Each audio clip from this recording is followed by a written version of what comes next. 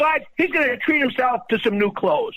He goes to a men's clothes store, and there's a sign in the window, "Today we feature the Super Duper Salesman." He walks in, the guy runs up to him and says, "Hello, I'm the Super Duper Salesman. You're here for a brown suit, size 38 long, a dusty white button-down shirt with a ruffled collar, size large with a 16.5-inch neck, a 35-inch sleeve, a pair of brown wingtips, size 11, and a 3-pack of underpants, size 38. The little sign says, "My God, Jesus Christ, you're unbelievable. You're exactly right, except for one thing. I've always worn size 34 underpants, not size 38. Sir, I am the Super Duper Salesman, and I'm never, ever wrong." He says, "Listen, Soup, maybe you're wrong all the time, some of the time, I don't care, but you're wrong this time. I want size 34 underpants."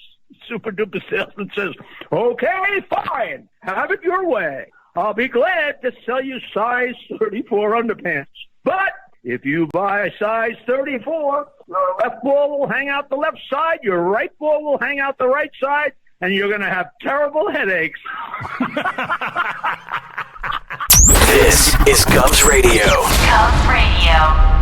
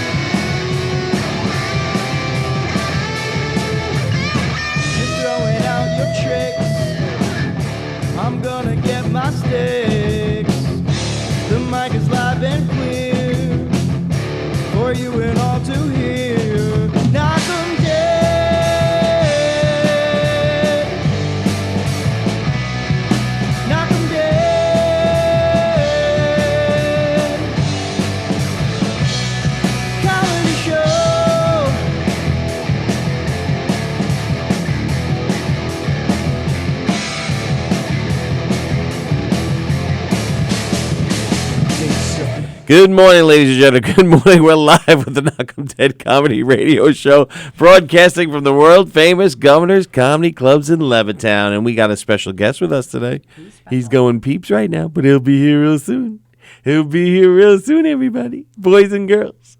Boys and girls, that's right. Jackie the Joke Man Martling's here. That's right. Jackie the Joke Man Martling. Check out jokeland.com for all those upcoming dates and information. I like Tony's Wolfman Jack better. That was your Wolfman Jack? Oh, yeah, I didn't realize that's what that was supposed to be either. It's terrible. It's awful. I know. That's why. Which one do you use on the show? Tony's? Eric is Casey Kasem. Casey Kasem. I'm the Wolfman Jack. He's the Wolfman Jack. I am the My Casey Kasem's terrible too. But anyway, No, it isn't. Oh, it's god awful. No, Jackie, it's great. Yeah. Jackie the Joke Man's here. It's like it's like a cheap Long Island Casey Kasem. Have a lockjaw. Jaw.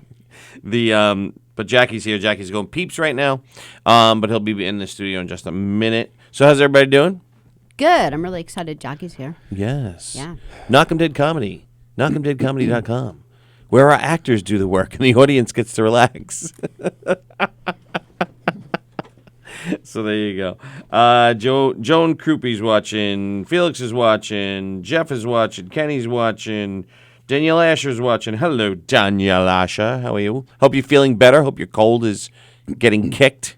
You don't want to be like sick over the holiday. No, that's kind of sucky. Because then you don't taste all the good food. Oh, yeah. What's your favorite food at Thanksgiving? Stuffing. Stuffing's pretty good. Especially, how do you make it? Well, here's the thing. Don't tell me you're a stovetop. I'm a total cheater. Don't tell me you're a really stovetop. Bad. No. Oh. It's my dad's recipe. Okay, and fair I've been enough. making it since I was like in my early 20s. All right, so how are you cheating? Because I'm vegetarian, and I stick the thing in the bird, and I add the liver. So once a year, I freaking cheat on the animal world. Well, that's okay. No, that's Once a okay. year. Yeah, but that's okay. I thought you meant like you cheated by you use stovetop. No, it's all the whole night before. I'm chopping apples. Right. What are your Onions. plans? Oh, sorry. No, go ahead. What are your plans for Sorry, Thanksgiving? I'm late. What I are your had plans? car For, trouble. And you had to go pee-pees. I didn't get in it soon enough. what are your plans for Thanksgiving, there, Mr. Martling? Yeah, Jackie. I'm in a side with the turkey. What are you doing? I don't know. Did you know if the Pilgrims had a shot of bobcat instead of a turkey, we'd all be eating pussy on Thanksgiving? No, we always do the same thing for my entire life. The whole family. Do I got a volume control? I thought you were. Yeah, right here. Yeah. Right here. Should be a Oh, knob. that's my right there. dick. No, it's not. You want to lower it? Right He there. didn't find it that easily. I got it. You got it. not The doing anything. see, you said volume Should be a control. knob. No, it's not working. Yeah, don't worry. Don't worry. I didn't. It doesn't I really- didn't expect anything here to work. Anyway.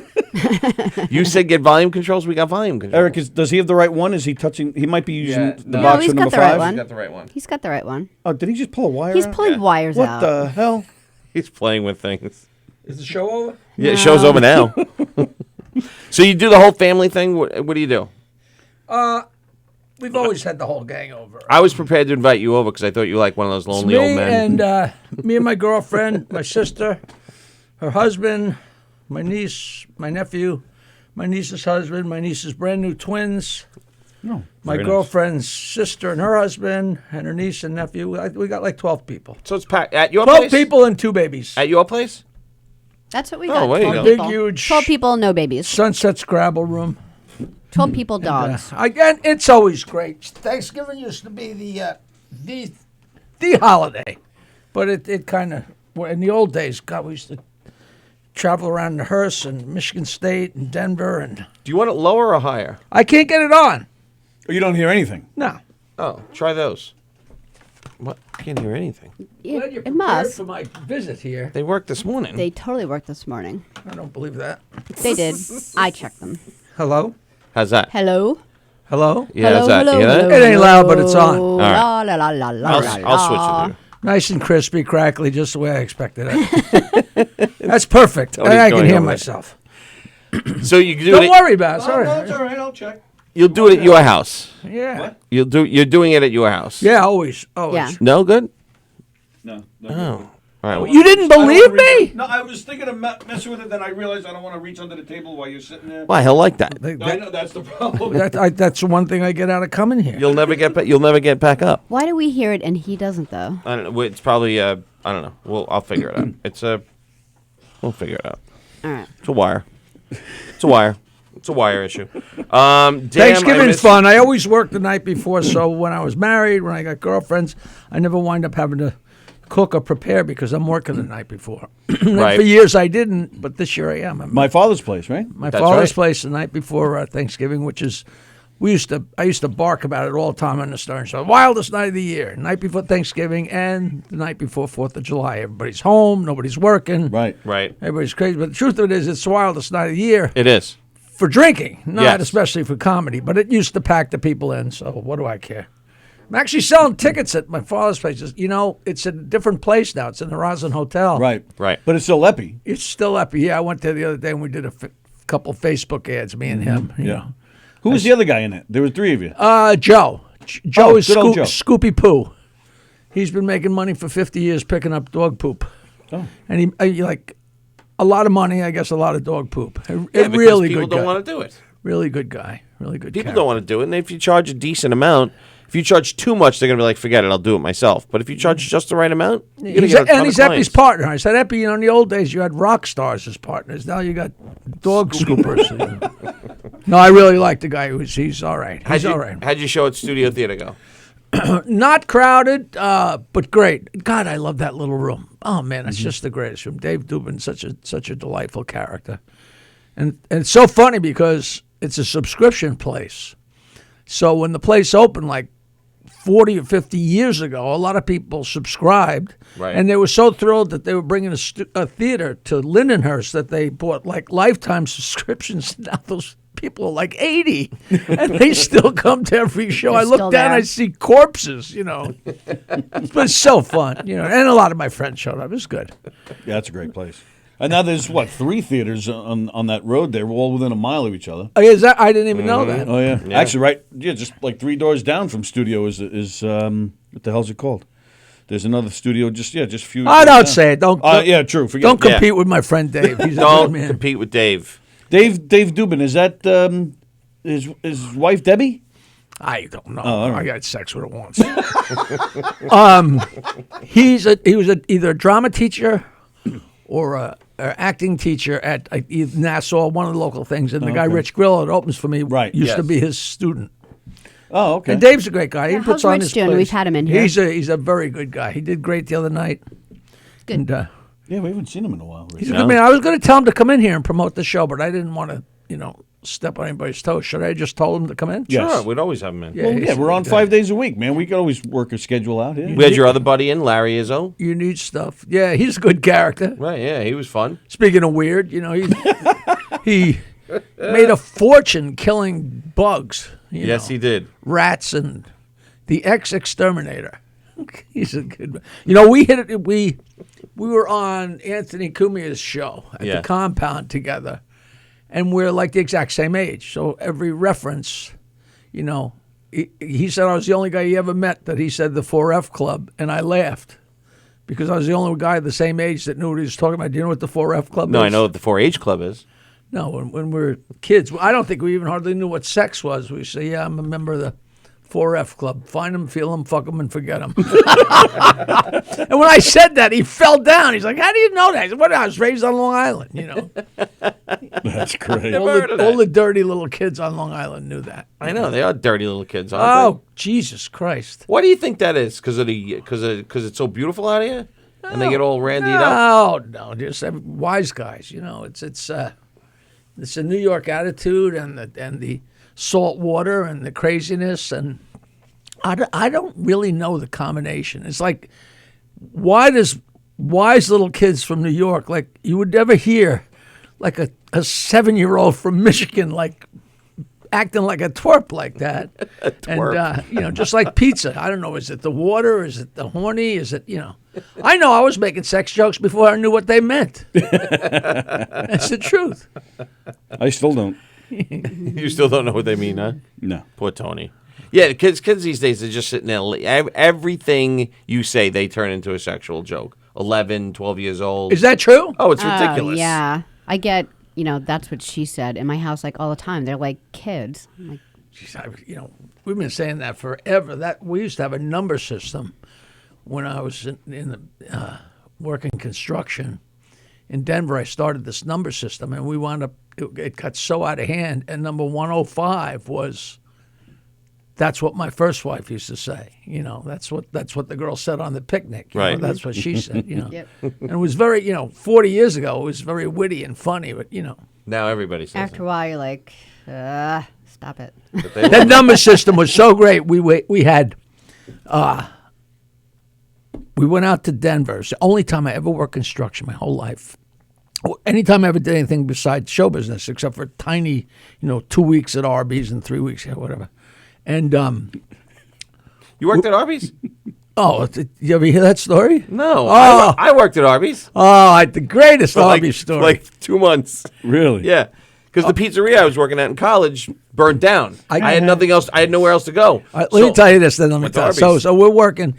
There's me and this guy that sprung me from East Lansing, Michigan, to get away from the ghosts of my girlfriend. We went out to Colorado, and there were 4 guys from Oyster Bay living in a condo in Colorado, in Denver, Cherry Creek. And we moved in there, and 2 other guys came out. And so we had 8 guys from Oyster Bay living in a condo in 1973. And at this point, if you sneeze, you got a job. There was a help wanted sign every place in Denver. And 4 of us, 4 wise guy Oyster Bay guys, got a job on the same form setting crew in Denver, setting the forms to pour driveways and to pour sidewalks. Sure. And we had like a 22-year-old foreman. Yeah. And it's a miracle the guy didn't kill himself. But we didn't know what we were doing. we started out as laborers, and we're carrying huge chunks of concrete, and we're like, this is horse shit. And he said, well, if you want to get anywhere, you got to have tools. So we went out and bought sledgehammers and levels and Hello, guys.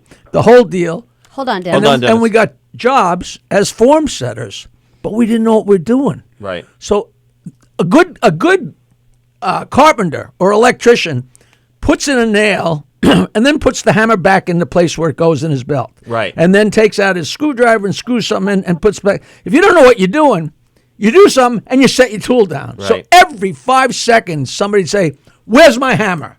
And somebody else would say, if it was up your ass, you'd know where it was. Right. And after a couple of weeks of this, you're ready to kill somebody because when somebody said, where's my hammer, you knew what was coming. I finally said, all right. Oh, and the other thing, we're all hungover, so we're always hitting our fingers with the hammer. Yeah. Or tripping, so we're always getting hurt. Somebody, ow, my finger! And somebody would say, your face is killing me. Okay? So at one point I just said, all right, enough of this. From now on, you don't say, where's the hammer? It's number one. And if you get hurt, you don't say, your face is killing me. You say number two. Right. And that started, and to this day, if I ask my sister where something is, she'll go number one. Which means if it was up your ass, you know where it was. And it got just totally out of hand. It was so much fun. We got when I was playing in the band in the 70s, the whole audience would yell 39 because that meant get me a beer. I mean, it was a whole language. It was, Wow. it was, you know, That's a lot of numbers. 44 stoned again. There were a lot of great ones. you know. Wow. Is that where 440 came from? No. Oh, no, it's 420. 420? 420. See, I'm an idiot. Man. Arby's. Yes.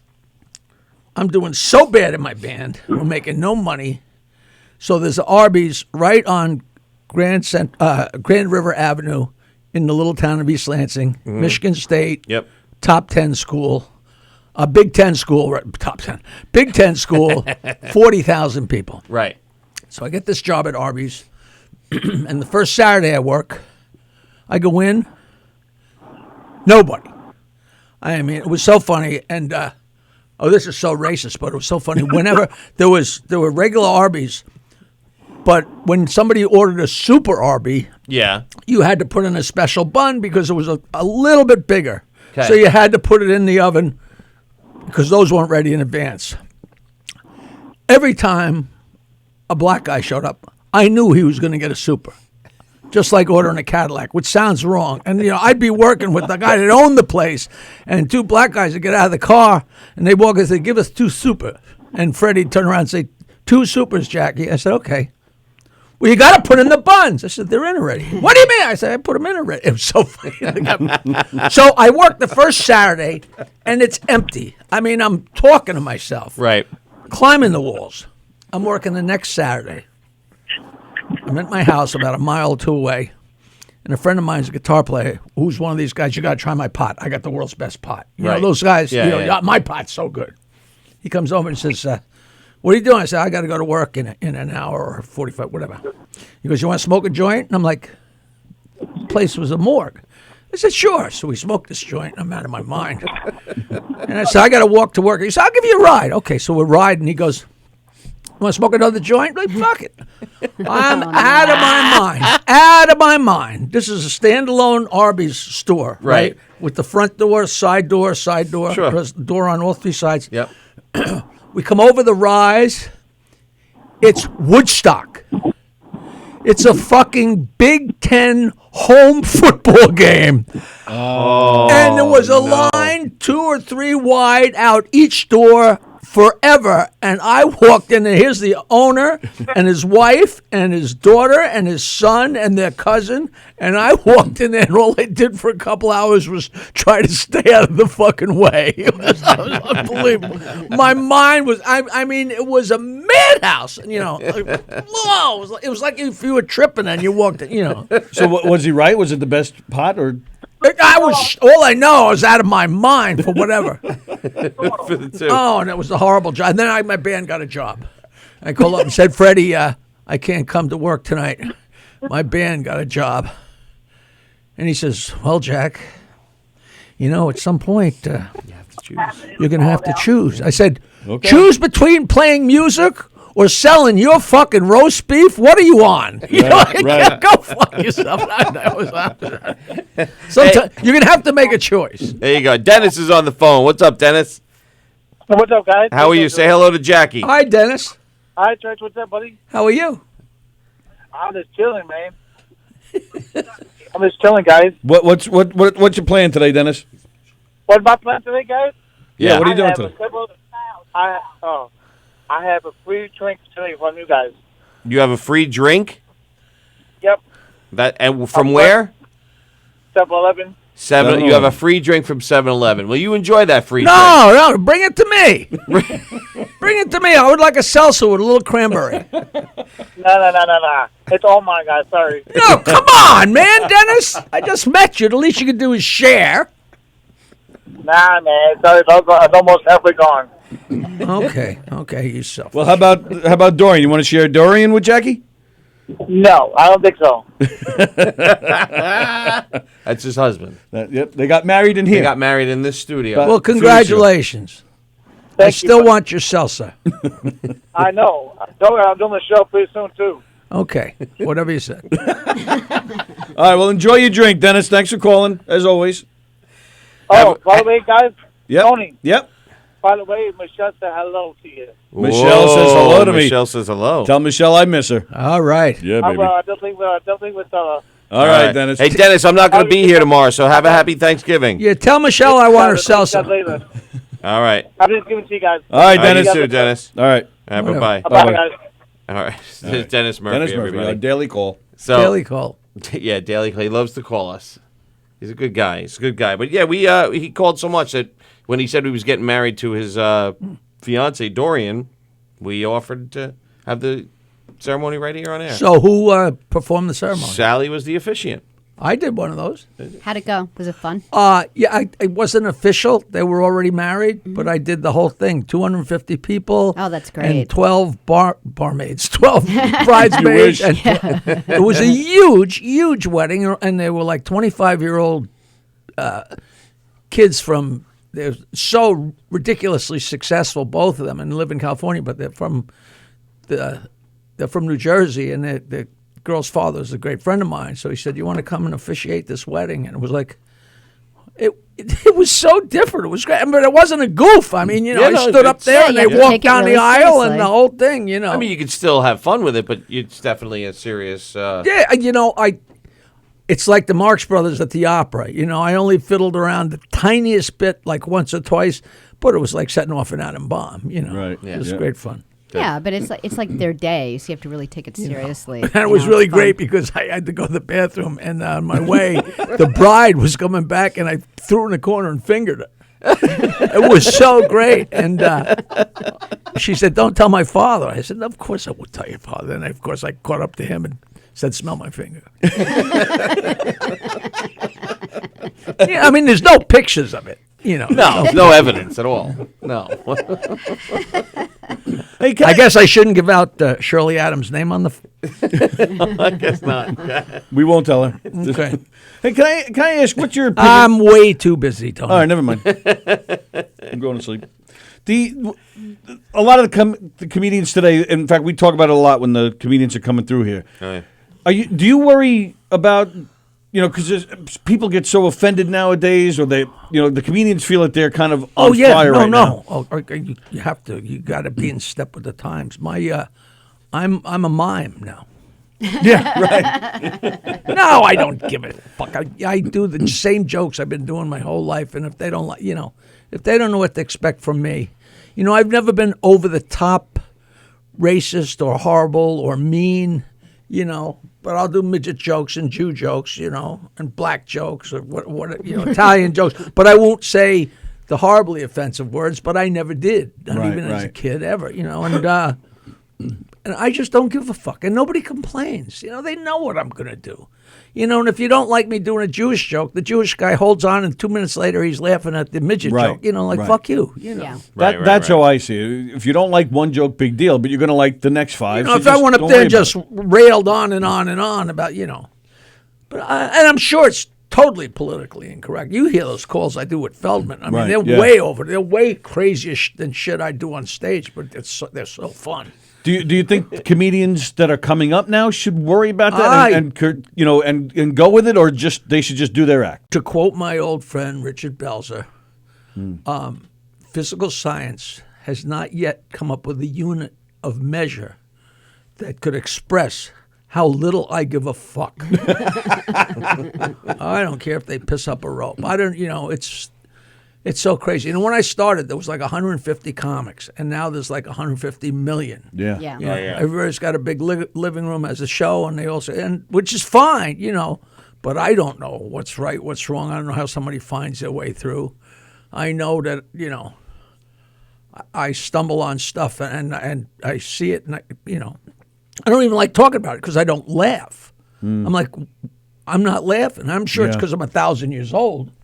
But other people say, Jackie, I watch comedy on TV and I'm not laughing. Why am I not laughing? You can't ask another comic that, I'm not even a comic. I'm just a stupid old joke teller. So I stick to my guns. Stupid old joke teller. Stick to my guns. That's all. Well, it's. I don't know. I think it's more than. I think you are a comic because you always have a comeback. You're not just telling jokes. I mean, yeah, you're on the stage telling a lot of jokes, but first of all, nobody tells them like you.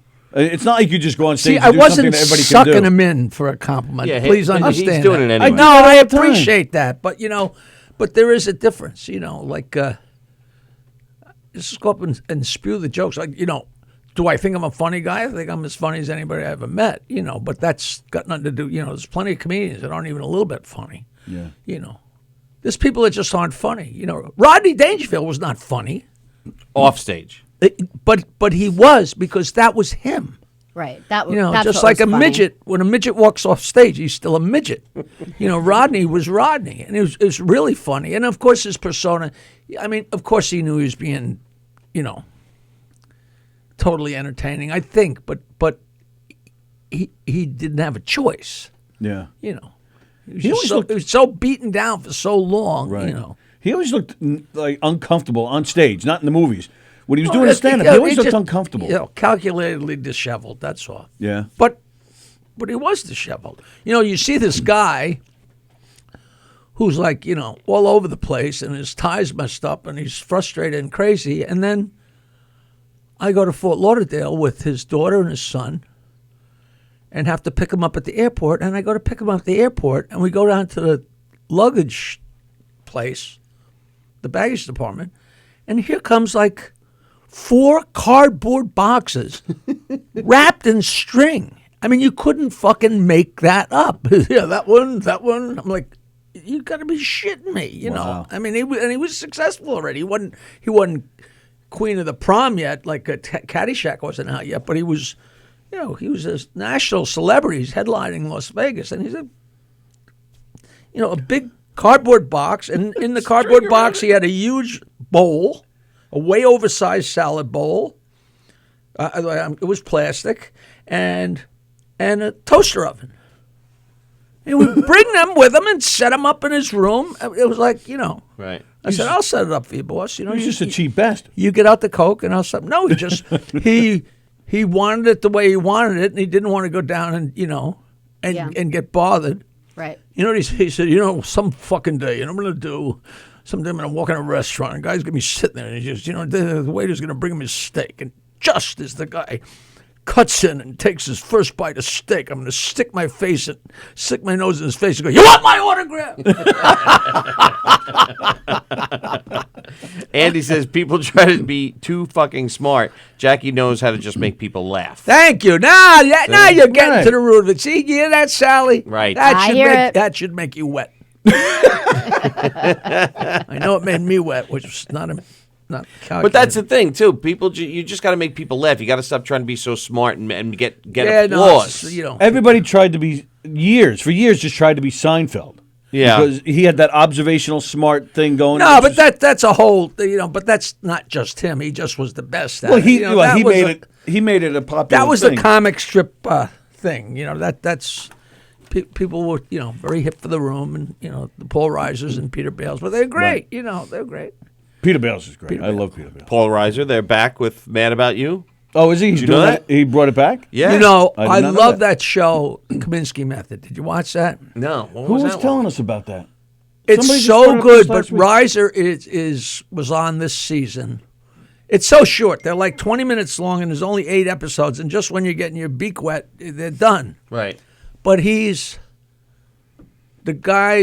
Michael Douglas has an overweight daughter who's just the greatest. She's so funny. He's got he's an acting coach, acting drama teacher. You know, one of those guys with his own little place, like a studio theater, teaching acting.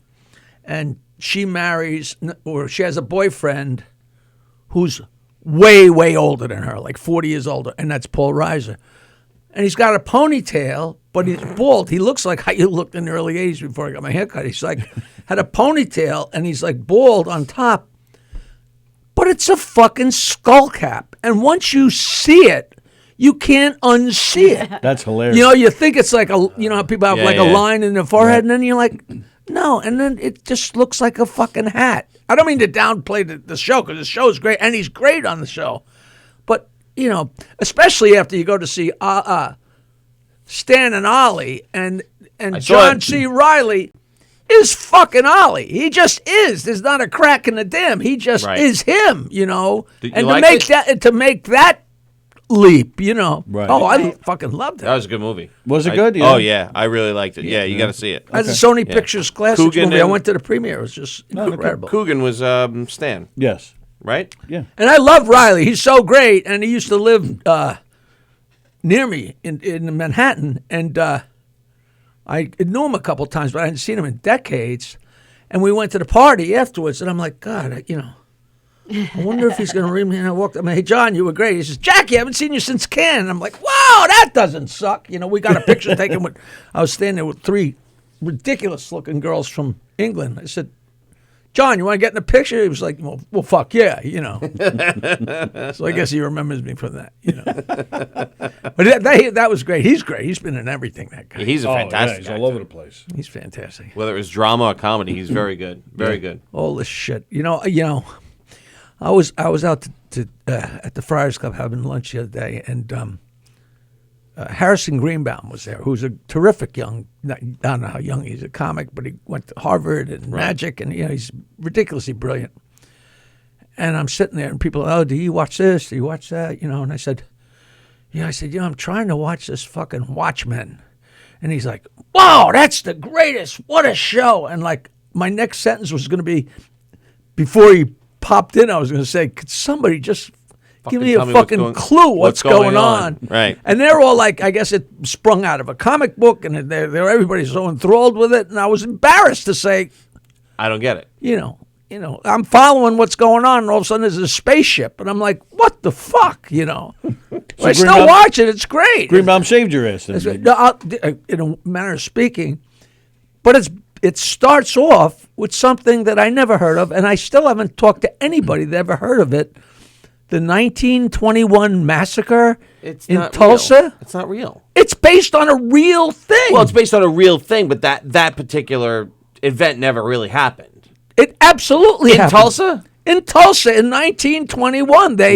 See? They attacked it was the wealthiest black community in America. Really? It was called the Black Wall Street. Okay. And some black guy flirted with a girl on the elevator or something. How dare he? But they attacked him with planes and lynchings, and I couldn't believe it. I thought it was. I'm gonna look it up. I believe that you believe it. I'm gonna look it up. The Tulsa Race Riot, also called the Tulsa Massacre, the Greenwood Massacre, or Greenwood was the community. Right. The Black Wall Street. Street Massacre of 1921 took place May 31st and June 1st. Danielle's birthday. Good. When mobs of white residents attacked black residents and businesses of the Greenwood District in Tulsa, Oklahoma. It has been called the single worst incident of racial violence in American history. It was Kristallnacht only. How many in the people black died? Community. 800 were injured. 6,000 blacks were arrested. 6,000? 6,000 The blacks were arrested. The whites were not. Between 100 and 300 were killed in the rioting. Holy right, depending who you talk to. 36 dead. But it spawned. You got to read about it, because I'm pretty sure it spawned from a. Yep, I got it right now, here. the reason I thought it wasn't real is because you're an idiot. No, if you watch did you ever hear this? Because all of a sudden they refer to the riot, and then all of a sudden a spaceship lands. It's like, right. So, but I'm exact. It's not a spaceship, but a lot of wacky shit goes on. Right, but watching the original movie and then this kind of picks up from the original movie. So I thought it was. It flashes back because some of the characters, Right. either their Hooded Justice their uncles were in it or the grandparents were in it. Right. So that you basically in the movie, Nixon is serving his 4th term. We've won the Vietnam War. The Vietnam became like Robert Redford is president in the in the TV show. But in the movie, I'm saying what movie? The movie, The Watchmen. I never knew it was a movie. There's a movie, and the movie's great. Is the movie attached to the series? Kind of. It's How long ago was this movie? 10 years ago. Jack Earl Haley. They never. I don't think anybody ever mentioned that. You know the guy. You know the guy. I didn't watch The Watchmen. He just mentioned. You know the guys that are the You're race. the only person that saw it. Yeah, no, it's a great movie. You know the guy. You know the guys that wear the mask with the Ku Klux Klan. The white, right? Rorschach. The cavalry. Rorschach was a superhero, but not a very good one. He was. Wow, the whole thing is wacky. But it's great. It's a great movie, and I started to watch the series from this. But I feel the way you feel. I'm like, what is going on here? But it's hard to Timothy, follow. whatever his name is just so I could watch him all day. I don't care if he's just on the toilet. Who? Timothy Blake. Oh yes, Tim Blake yes, Nelson. Tim Yeah, Blake yeah. Nelson. Yeah. Oh, he's in this. He's so funny. He's the main great, guy. man. He plays Looking Glass. Oh, brother, where art And thou? that fucking nut. Don Johnson. No, they hung him. Yeah, well, he's still in it. But he's still in it. Well, it's flashbacks. Oh, but what's his name? Jeremy Irons. Oh yeah, Jeremy Irons is in it. Oh, He's just a scary fuck. He is just and I don't understand anything that's going on with him.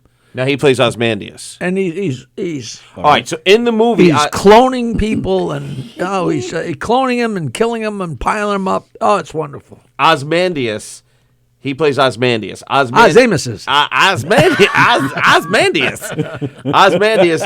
He plays Ozymandias. Dr. Manhattan, who you haven't met yet, basically thwarted Ozymandias' plan, although killing three... Dr. Manhattan is Mark Smone, right? Yes, but Dr. Manhattan in the movie was Billy Crudup.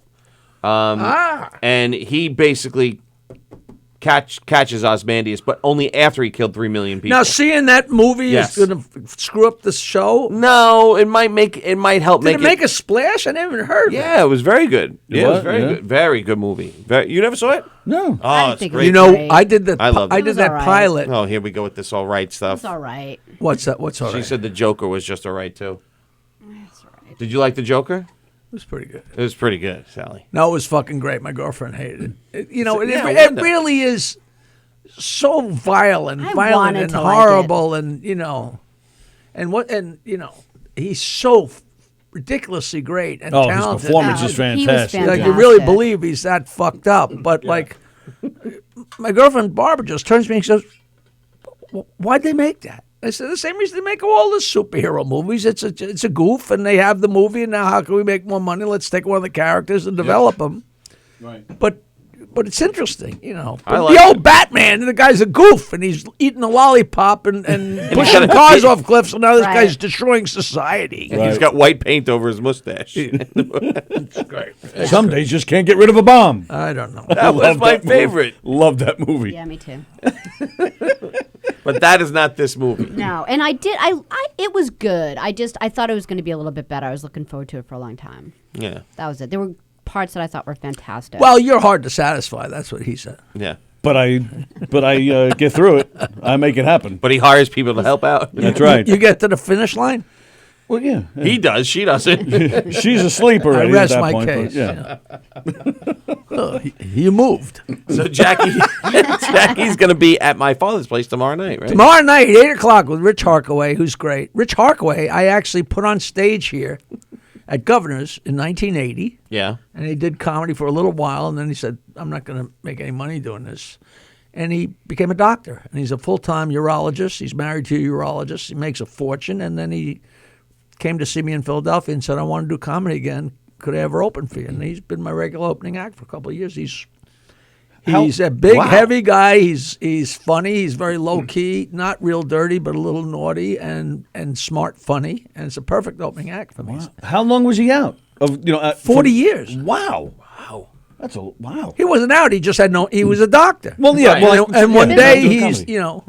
wasn't like he was sitting by the phone for 40 years and it never rang. That's Bales. Almost every Thursday, you catch Bales here, man. Almost. Right? Is he here with that class still? No, the class. No, I that's think in at the brokerage. brokerage. But he hosts, the Thursday night shows here. Would you ever do that? Would you ever just like, hey, I'm bored, I'm going to pop in the class? club and... No, not do a class. Well, I meant like, teach it, I meant. Would you ever, like, just drive down to the club? Like, I'm bored, I'm going to pop in and do a set. Like, surprise. No? No, unless I had a reason. He's asleep at 6 p.m. No, I'm just saying, like, now that we're here, now that we've been here a while, I've started to see that. Like, guys just pop in, they feel like doing a set, and they just do it and they go. I get my yayas out enough with the gigs I do. Right. I have thought of doing different stuff, and I haven't talked to Joe about it. In fact, I haven't heard from Joe in months. I don't know if he's mad. Nobody has. No, he's just a busy man. But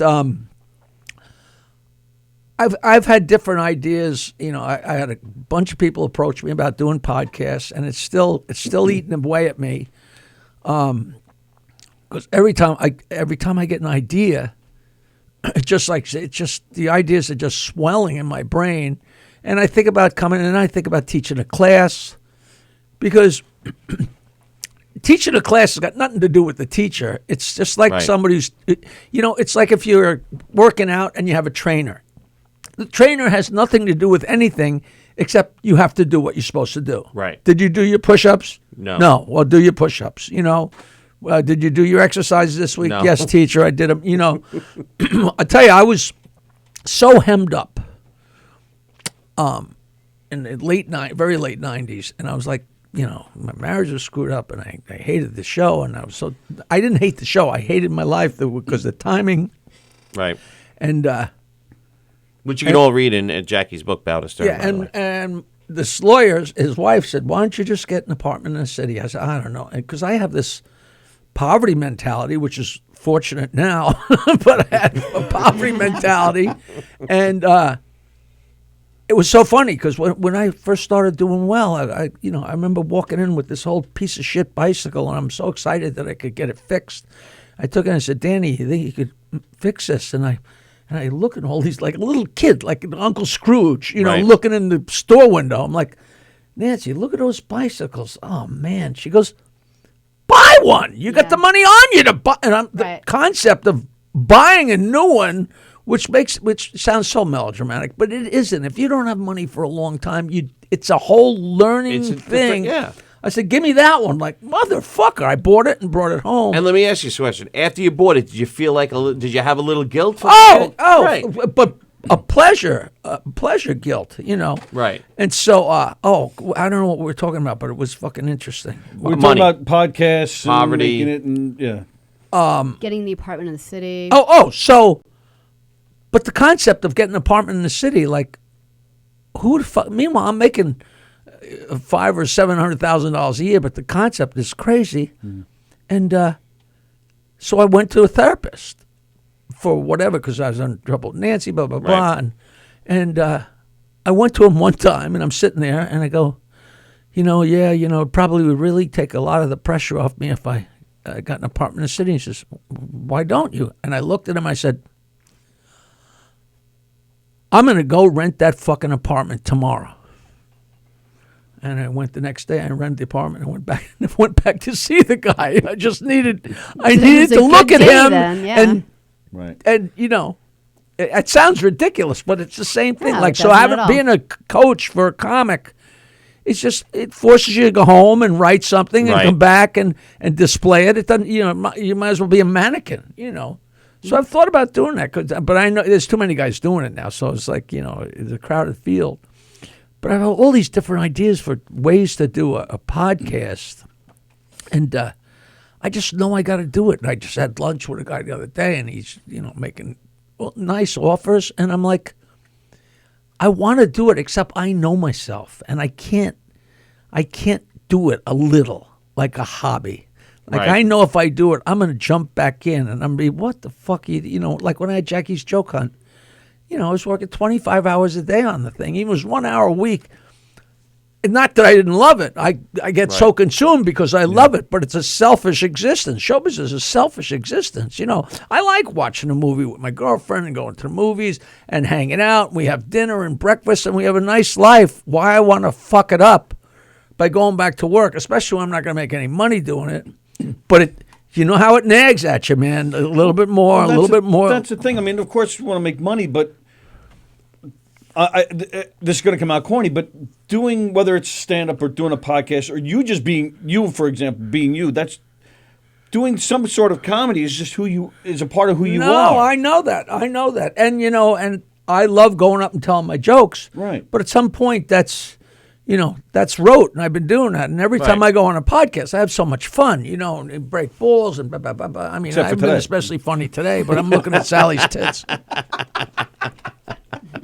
They throw me off too. That's the point. You don't always have to do that. You could come in and just be yourself, hang out, have a good time, and not give your act away because your act is your act. You want people to come buy tickets for your act, so you know why are you going to do an hour? I was telling this guy, I'm sure I've told you guys all my stupid ideas, but I have a whole second book that, and I could just sit there and read the chapters, the unpublished chapters. Right. But unlike, like when you do the audio version of your book, you read the book. You don't fuck around. Right. You know, you don't read the page numbers, but everything else, it's anything that's there. You read and read word for word for word for word. You know, if you miss a word, you go back. You know what I mean? Right. Which is, you're locked into it, but it's kind of nice too because there's no pressure to be creative. There's just pressure to be expressive. And I thought it was going to be torture doing that. And it was the most fun 3 days I ever had sitting there. You know, they were huge fans, so they wanted to hear every word. And I'm reading my own writing about myself. I mean, how fucking self-aggrandizing Yeah, well, can it's anything be? cathartic, but it's a good thing, you know. But to do the second half, I could start a chapter and say, that reminds me, and then I'm off for 2 hours. You know what I mean? So I got plenty. I just don't want to be in the middle of a podcast and all of a sudden get that cold thing up my neck. Like, who gives a fuck about you? You know, shut up. You know what I mean? But well, yeah. You got to overcome that. Well, here you go. We just got a comment. Jeff says, I think I could obnoxiously listen to Jackie talk for hours. I know it's a weird way of giving a compliment. See? You know, Joe said that when we were at dinner, at lunch at Jokeland. He said, I could listen to you talk forever. And I you know, that's the last thing you want to say to me. But, you know, I figure every sentence I say is one less sentence my girlfriend has to hear. So it must be weird because you I lost my train of thought. Well, it's no wonder. Just flew right out. No, it must be weird living with me. Is what you're yeah, probably. Yeah. It's weird because you want to. I'm trying to get the thought back. You want to be able to. You understand that people want to hear you, but you don't want to get. You have to know that because that's your moneymaker, but you don't want the ego to get the best. Yeah, you know, it's such a fine line. You know, it's such a fine line. But you know, and doing a podcast, and there's no real feedback. And meanwhile, the people you're going to get feedback are going to be the fuck you. Who gives a shit about Of course, So, and like one of those calls, counters 100. Yep. we all know that syndrome. Yeah. We were just talking about it. But fortunately, every comic and every actor, we talk about it all the time. Everybody in the world suffers. Anything you think that's unique to you. I remember when I was doing it, even in the band. I remember, if somebody didn't like you, and it's so great to read it because you think it's you. If somebody enjoys you, that all of a sudden decimates your opinion of them as a person. But if they don't like what you're doing, that elevates them in their standing, which not consciously, but right. Well, that guy thinks I stink. Well, he's on to me. And this guy likes me. Well, I fooled him. Right. Which is not. It's an exaggeration. Yeah, that's screwed up, man. I remember that you just every comic. Go back to that you're therapist. up there, and there's somebody not laughing, right? Right, and that's the one and you that's focus all you on, can. right. And I thought, well, you don't. you don't want to share that with anybody because you think you're a pussy, you know. Like, I think one of the greatest days of my life was the first time I read the expression flop sweat. Because when, if you're bombing and you get that sweat up your neck, and like, I thought that was God's way, of whoever he is, telling me, get out of show business. You don't belong on the fucking stage. Get out of here. And then you hear the expression flop sweat. It's like, yeah, when things aren't going well, you get that cold chill. I'm like, it's universal. But when you're starting out, you don't fucking, even in a band, you don't know that. And then I'm reading this book, Funny Men or Funny People, Steve Allen's book, like from hundreds of years ago. And all different comedians each took a chapter. And Bill Cosby's chapter was The Face. And it was a chapter about you're there and you're doing well and there's one person that you can't fucking get and that's all you can lock on. And I'm like, well, I'm not crazy, you know. No. Right? It's a very common thing. No, because when we do our shows, we'll listen, it's a murder mystery show. It's interactive. Some people don't want to interact with you. You know, their wives drag them there. They don't want to. But it's that one that's obnoxious or is rude that you remember over the rest of the crowd that was laughing. And you're like, had a great as time. soon as the show's over, you're like, did you see that jerk, Bob? I'm trying to, this, that, and the other. But meanwhile, you kind of lose sight of the fact that you just entertained 200 people and that one person is the focus of your immediate after show, My favorite wind down. story about that shit, the Fort Lauderdale comic strip was an amazing, amazing place. And it was like, it went back and then it went to the side. It was like a T. And like 450 people, and they only did one show a night, but 7 nights a week. So when you worked there, you couldn't go anywhere. You couldn't go around Florida. You couldn't do anything because you had to be there at 8 o'clock every night. Right. But it was one show, and then get so fucking drunk and crazy. It was the stories that came out of there. It's such a crime because it was the greatest hellhole, and we all had stories that we should never, ever, ever repeat. But it turned out after all those years that the guy that owned it had been ripping off Richie Tinkin, he owned the comic strip and the comic strip South. Right. And the owner had been ripping off Richie for years. So Richie went ballistic, and the guy got thrown out of there, and Richie sold the place. So it's a sore spot. So there's never been a book, the Fort Lauderdale comic strip, which is the place of places. But I was up there on a Saturday night, and I was killing. I had 450 people bouncing off the walls, and there was a table of 6 or 8 people right ringside. And they just were looking at me and just their faces were droll, and this is a whole table, and in your mind, like, what the fuck? I never got them. It was a great show, and at the end of the night, I'm selling my comedy albums, my LPs, and these people come walking out. One of them goes, "We just want to say thank you. We're all in town. My father passed away, and we're all here for the funeral, and this is the only thing that's made us happy the whole time." I'm like, you cock. I said, hold up a fucking sign, because I was this close to saying, what are you people coming from a funeral? And they were, Right. So you never know what the backstory is. You never have any fucking That's the idea. truth. Right. Well, did you see that comic recently? Carrie put up. Did you see that video Carrie put up? No. Carrie Carabas? Carrie Carabas put up a video. She said, this is it's 2 minutes. Yeah. So the guy's doing some crowd work. And he goes, "Oh, who's got a messed up family?" And everybody starts laughing. My family's so messed up, and blah blah. And the woman in front, she raises her hand, and she goes, "Oh, you don't want to hear my story." He goes, "No, tell me." He goes, "It can't be any more effed up than my family." Blah blah blah. So she says to him, she responds, she goes, "No, and he's insisting that she tell him. So she does. She goes, "My mom left my dad, and then he killed her." And it was like, so now the comic's already dug his hole. He digs it even further after he kind of, makes the situation a little bit better. He goes back in again, and he goes, "Well, I hope you're over it now. It was a while ago. She's like, 2 years ago. It was only 2 years ago. And he was like, so he just dug himself even a bigger hole, and he actually starts singing a song, digging in a hole, and it was just. Was it recent? Well, the body's still in the living room. It was just a week or so ago. Yeah. Oh, it's just a week. This is the body. They're just taking the tape off the floor now. So yeah. I hate to be rude, but how'd he do it? How did he do what? How'd he kill her? I shot her, I believe. No, I'm saying. I thought you're asking. That's what you would have asked. I don't know. It's fucking crazy.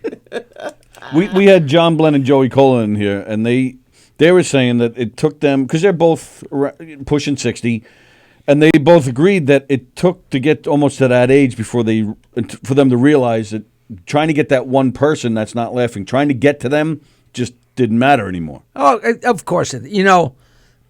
Bill Cosby again said a brilliant thing. He said, "I have no idea." If they don't laugh, drug them. He said, "I don't know what the route is to success, but the surefire route to failure is to try to please everybody." Right. Which is astute. Which is astute. I don't know Ron White. I never met him. I never saw his act or heard any of it. But Minavini sent me one of his jokes. Oh, you guys probably heard this already, but he said Bill Cosby had to drug those girls and put duct tape on over their mouths because he's very against foul language and nobody curses like a woman being raped. Like, holy fuck! It doesn't get any darker than that. Wow. Holy shit! But you can't not laugh at that, Jesus, it's brilliantly horrible, God damn. That's awful. I finally get a laugh, and not even my own joke. Oh, stop it. Stop it. Stop it. You had me laughing the other day. Do you know that joke? Stop it. Stop. No, I don't. Tell me the Jewish guy's in a cab going up 8th Avenue, and they're looking on the sidewalk. There's a little lady walking along, and a guy jumps up and smacks her over the head and knocks her down and starts kicking her. So the cabbie pulls over to jump out and help the lady. Right. And he pulls over and jumps out and goes to help the lady. And the Jewish guy rolls down the window and he says, "Stop it! Stop it! Stop the meter!" Stop the meter. Stop it! Stop the meter! Oh, man. Andy said Jackie's the only person who has appeared on Ghost Radio to use the word self-aggrandizing. Well, that's the name of my act. But what is this? What is he doing? That's the exterminator. He just felt the need to tell me that he had a million keys. Okay, great. December 7th, Pearl Harbor Holy Day. Mackerel. Pearl Harbor Day. Yes. I'm at McGuire's in Bohemia, and there was a guy in Oyster Bay that was half black and half Japanese, and every December 7th he used to attack Pearl Bailey. You can't say it. Nobody knows who Pearl Bailey is anymore. I don't care about it being offensive. Nobody knows. There's no Pearl. We need a Pearl. We have Minnie Pearl and Pearl Bailey. Well, the same thing. Nobody knows who that is anymore either. No, Minnie. Yeah. Well, Minnie Pearl was. Yeah. Oh, every December 7th they attack Minnie Pearl. A midget. He was half midget. No, the guy's a half midget, half Japanese. No, the guy's a midget married a Japanese woman, and their children attack Minnie Pearl. This is a joke. The wheels are turning. This is a joke. It's a real bad joke. Mark White's watching. Yeah, I'm sure it's offensive to most people. I have never seen an Asian. Are there Asian midgets? I mean, they're pretty small as a group. That's a good question. I don't know if I've ever seen one. Hey, you want rice with that? What, black midgets? No, an Asian midget. Asian midgets. I don't know. I don't recall ever seeing one. Wow, how does that work? I don't know. How do they do that? Google it. Asian midgets. No, it's too offensive. It's too offensive. Yes, Mark White is watching, and he doesn't like to be offended. Mark White likes his. Is he white? No, he's black. He's the bass player from the Spin Doctors. And he's black and he's white? Yes, he's black, and his last name is White. And we're going to see the Spin Doctors. You want to go with us? Sure. See? The Dwarf Empire, China's theme park staffed by little people. What? So there's a whole army of. Oh, yeah. Midget. Yeah. Wow. There's a whole bunch of them here. The Dwarf Empire, yeah. What does Jackie think of Anthony Jeselnik? He can get pretty dark as well. He's unbelievable. That guy's unbelievable. You like him? I have no fucking idea who you're talking Oh, about. stop it. Aunt Elizabeth said you can't please Oh! all the people. Oh! Lion. Oh, would they gather them up and put them in one place? Oh, my. That just looks like a little girl.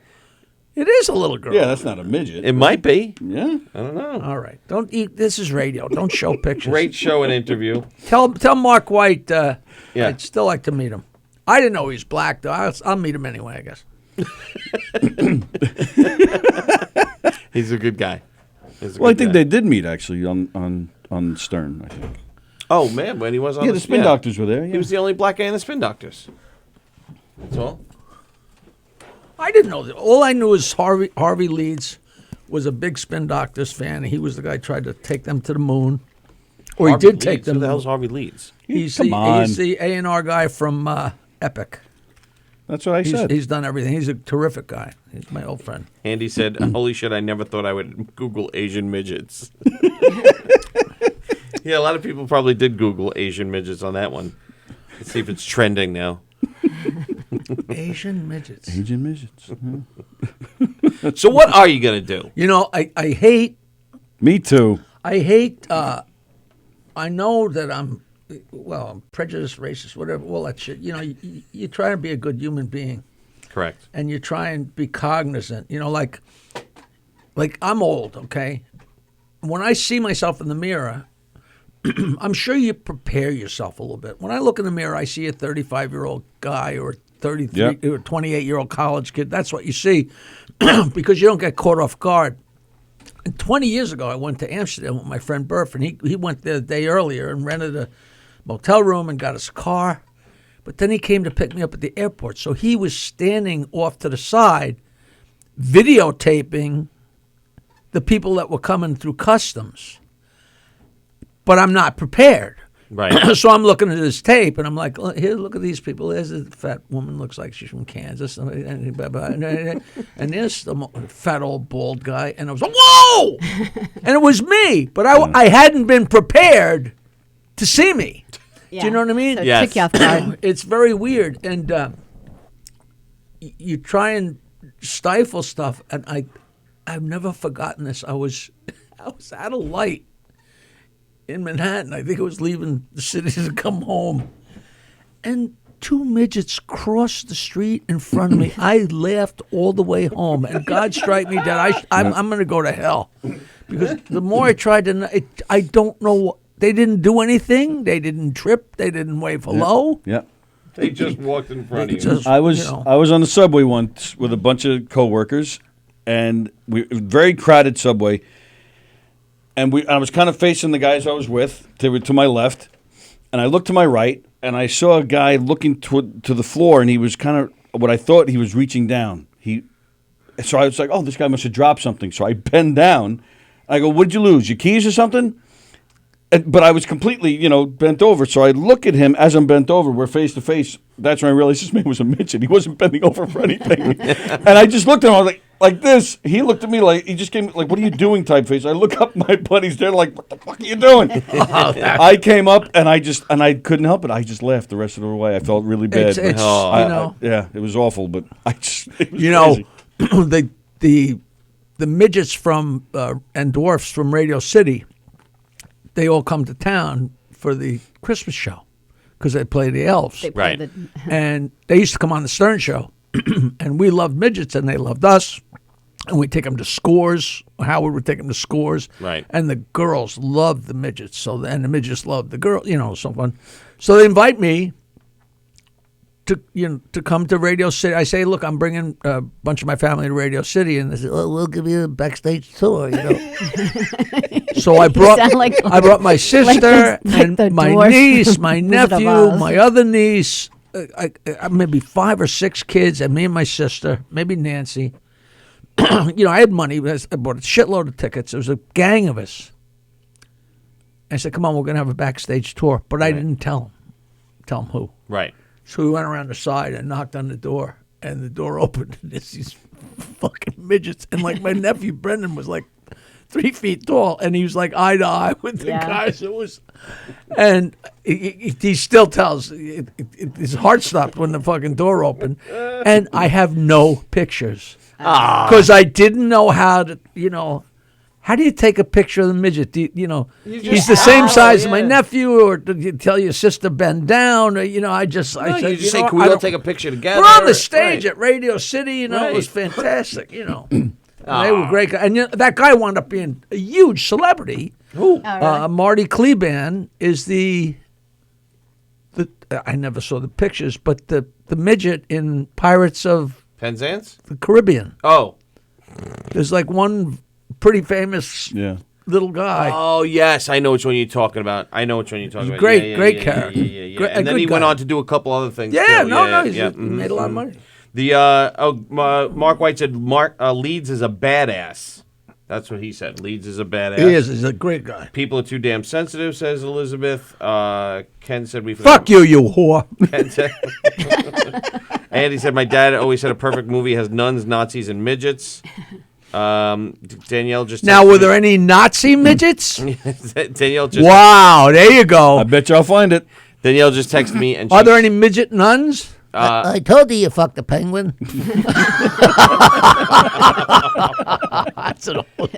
Danielle said, "How do you take a picture of midgets with a camera, Jackie?" She's very good. Thank you. Thank you. Yeah, I get to go home to that wise ass. So there you go. All right, he found Nazi midgets. Oh no! Come on, are they real ones or are they? Yeah, no. It's like for somebody for. You know who that guy on the left? That's half off Hitler.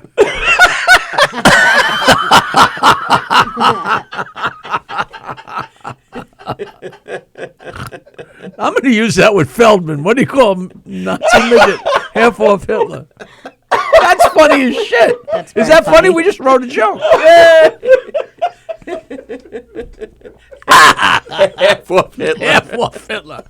You know what? Tomorrow I'll be saying, what was that joke I thought of on Dubliners, and I won't Mini remember. Pearl and half off Hitler. Yeah, those are the ones you got to write down. Oh, boy. Half off Hitler. What do you call a midget Nazi? Half off Hitler. He's writing it down. Of course.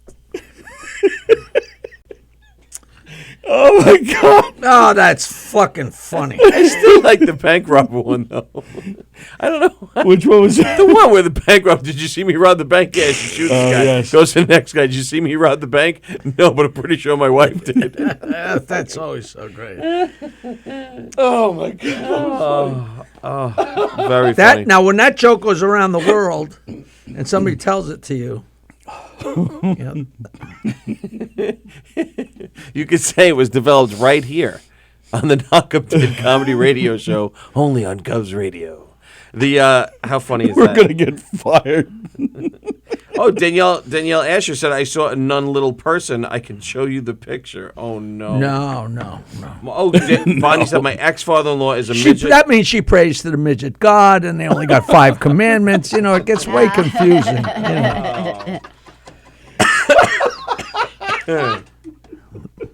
Oh, my God. All right, Bonnie said, my ex-father-in-law is a midget. His brother was in that show Cling and Clang. What is that? Cling and Clang. I don't know what that is. That's when midgets have steel balls. That's the sound it makes when they walk on the road. Cling and Clang. All right, no more midget jokes. Come on, it's mean. It's me. Oh, my goodness. You want to do the sponsors? You like that one, I thought that was great. You like the half of Hitler. I did. Jesus Christ, that's hysterical. All right, we'll do the sponsors real quick. We got Jackie the Joke Man Martling with us. 516-922-WINE is still in play. I 10 people a day say I used to call you joke line, and I tell them it's still going. And they can't believe it, and then they call and they go, holy shit, it is. 516-922-9463. The other day, a guy said, really? And he called it, and he said, that's the same joke that was on in 1979. And you know what? It was. Oh, man. You're going to do sponsors? Yeah, I'll do the sponsor. Hey, I'm just trying not to laugh. The show on your page? Did you do that, or can I help you with that? Share the show on Facebook. He's like, you can do whatever you want to do. What do you need to do? Just make sure you take a selfie. Take a picture of my boobs with. first too. Nice. All right. So while we're doing the ads. Sally's going to share the page on Jackie's page. Then you guys could do your I don't plugs. think anybody goes to my Facebook. Really? Does it work to Twitter too? Yeah, I think so. Yeah, we You can do send a whatever link you to want. Twitter. Okay. Rub it on your vagina. Right on. You'd have to. Right on. I'm looking for it. It was the freakiest thing I ever saw. Said Danielle. Oh, the nun midget. Oh, here's another one. Nazi midgets need a Gestap ladder instead of a Gestapo. All right. See what I see what See what I you started? unleashed? You see what you started? My God. Oh, Andy wrote. You that know what joke. they say? What? Not so Heil Hitler. That's a good one. Now we're rolling. Not so. Not so Heil Hitler. This idiot.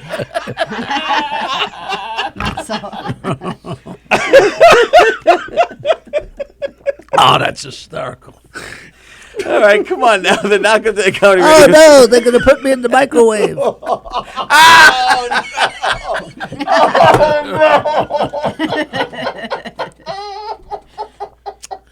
Oh, God. Wow. Now, what'd you do? I just shared it on your page. Oh. So you have it. Maybe Like now you'll have it. Oh, this is me. Yeah, that is you. It's moving. Yep, it's you. Maybe Ken. So we stream it live on Facebook, YouTube. So you can find it wherever. And you Okay. Dead Comedy Radio Show is brought to you by Since this will be our last show. Bella Vista Pizza, best pizza in the whole wide world. Check out Bella Vista Pizza. Are we getting free pizza? We could if you want. Yeah. Wow. We won't make you pay for lunch. Are we going to lunch today? Oh, is that scaggy old broad's going to be there? Not you, Sally. I'm talking about the waitress. The waitress that found Jesus? Yeah. The midget Jesus? Yeah. All right. Now, Bella Vista Pizza. Bella Vista Pizza for the best pizza in the whole Oh wide no, world. you're gonna put me up with thumbtacks?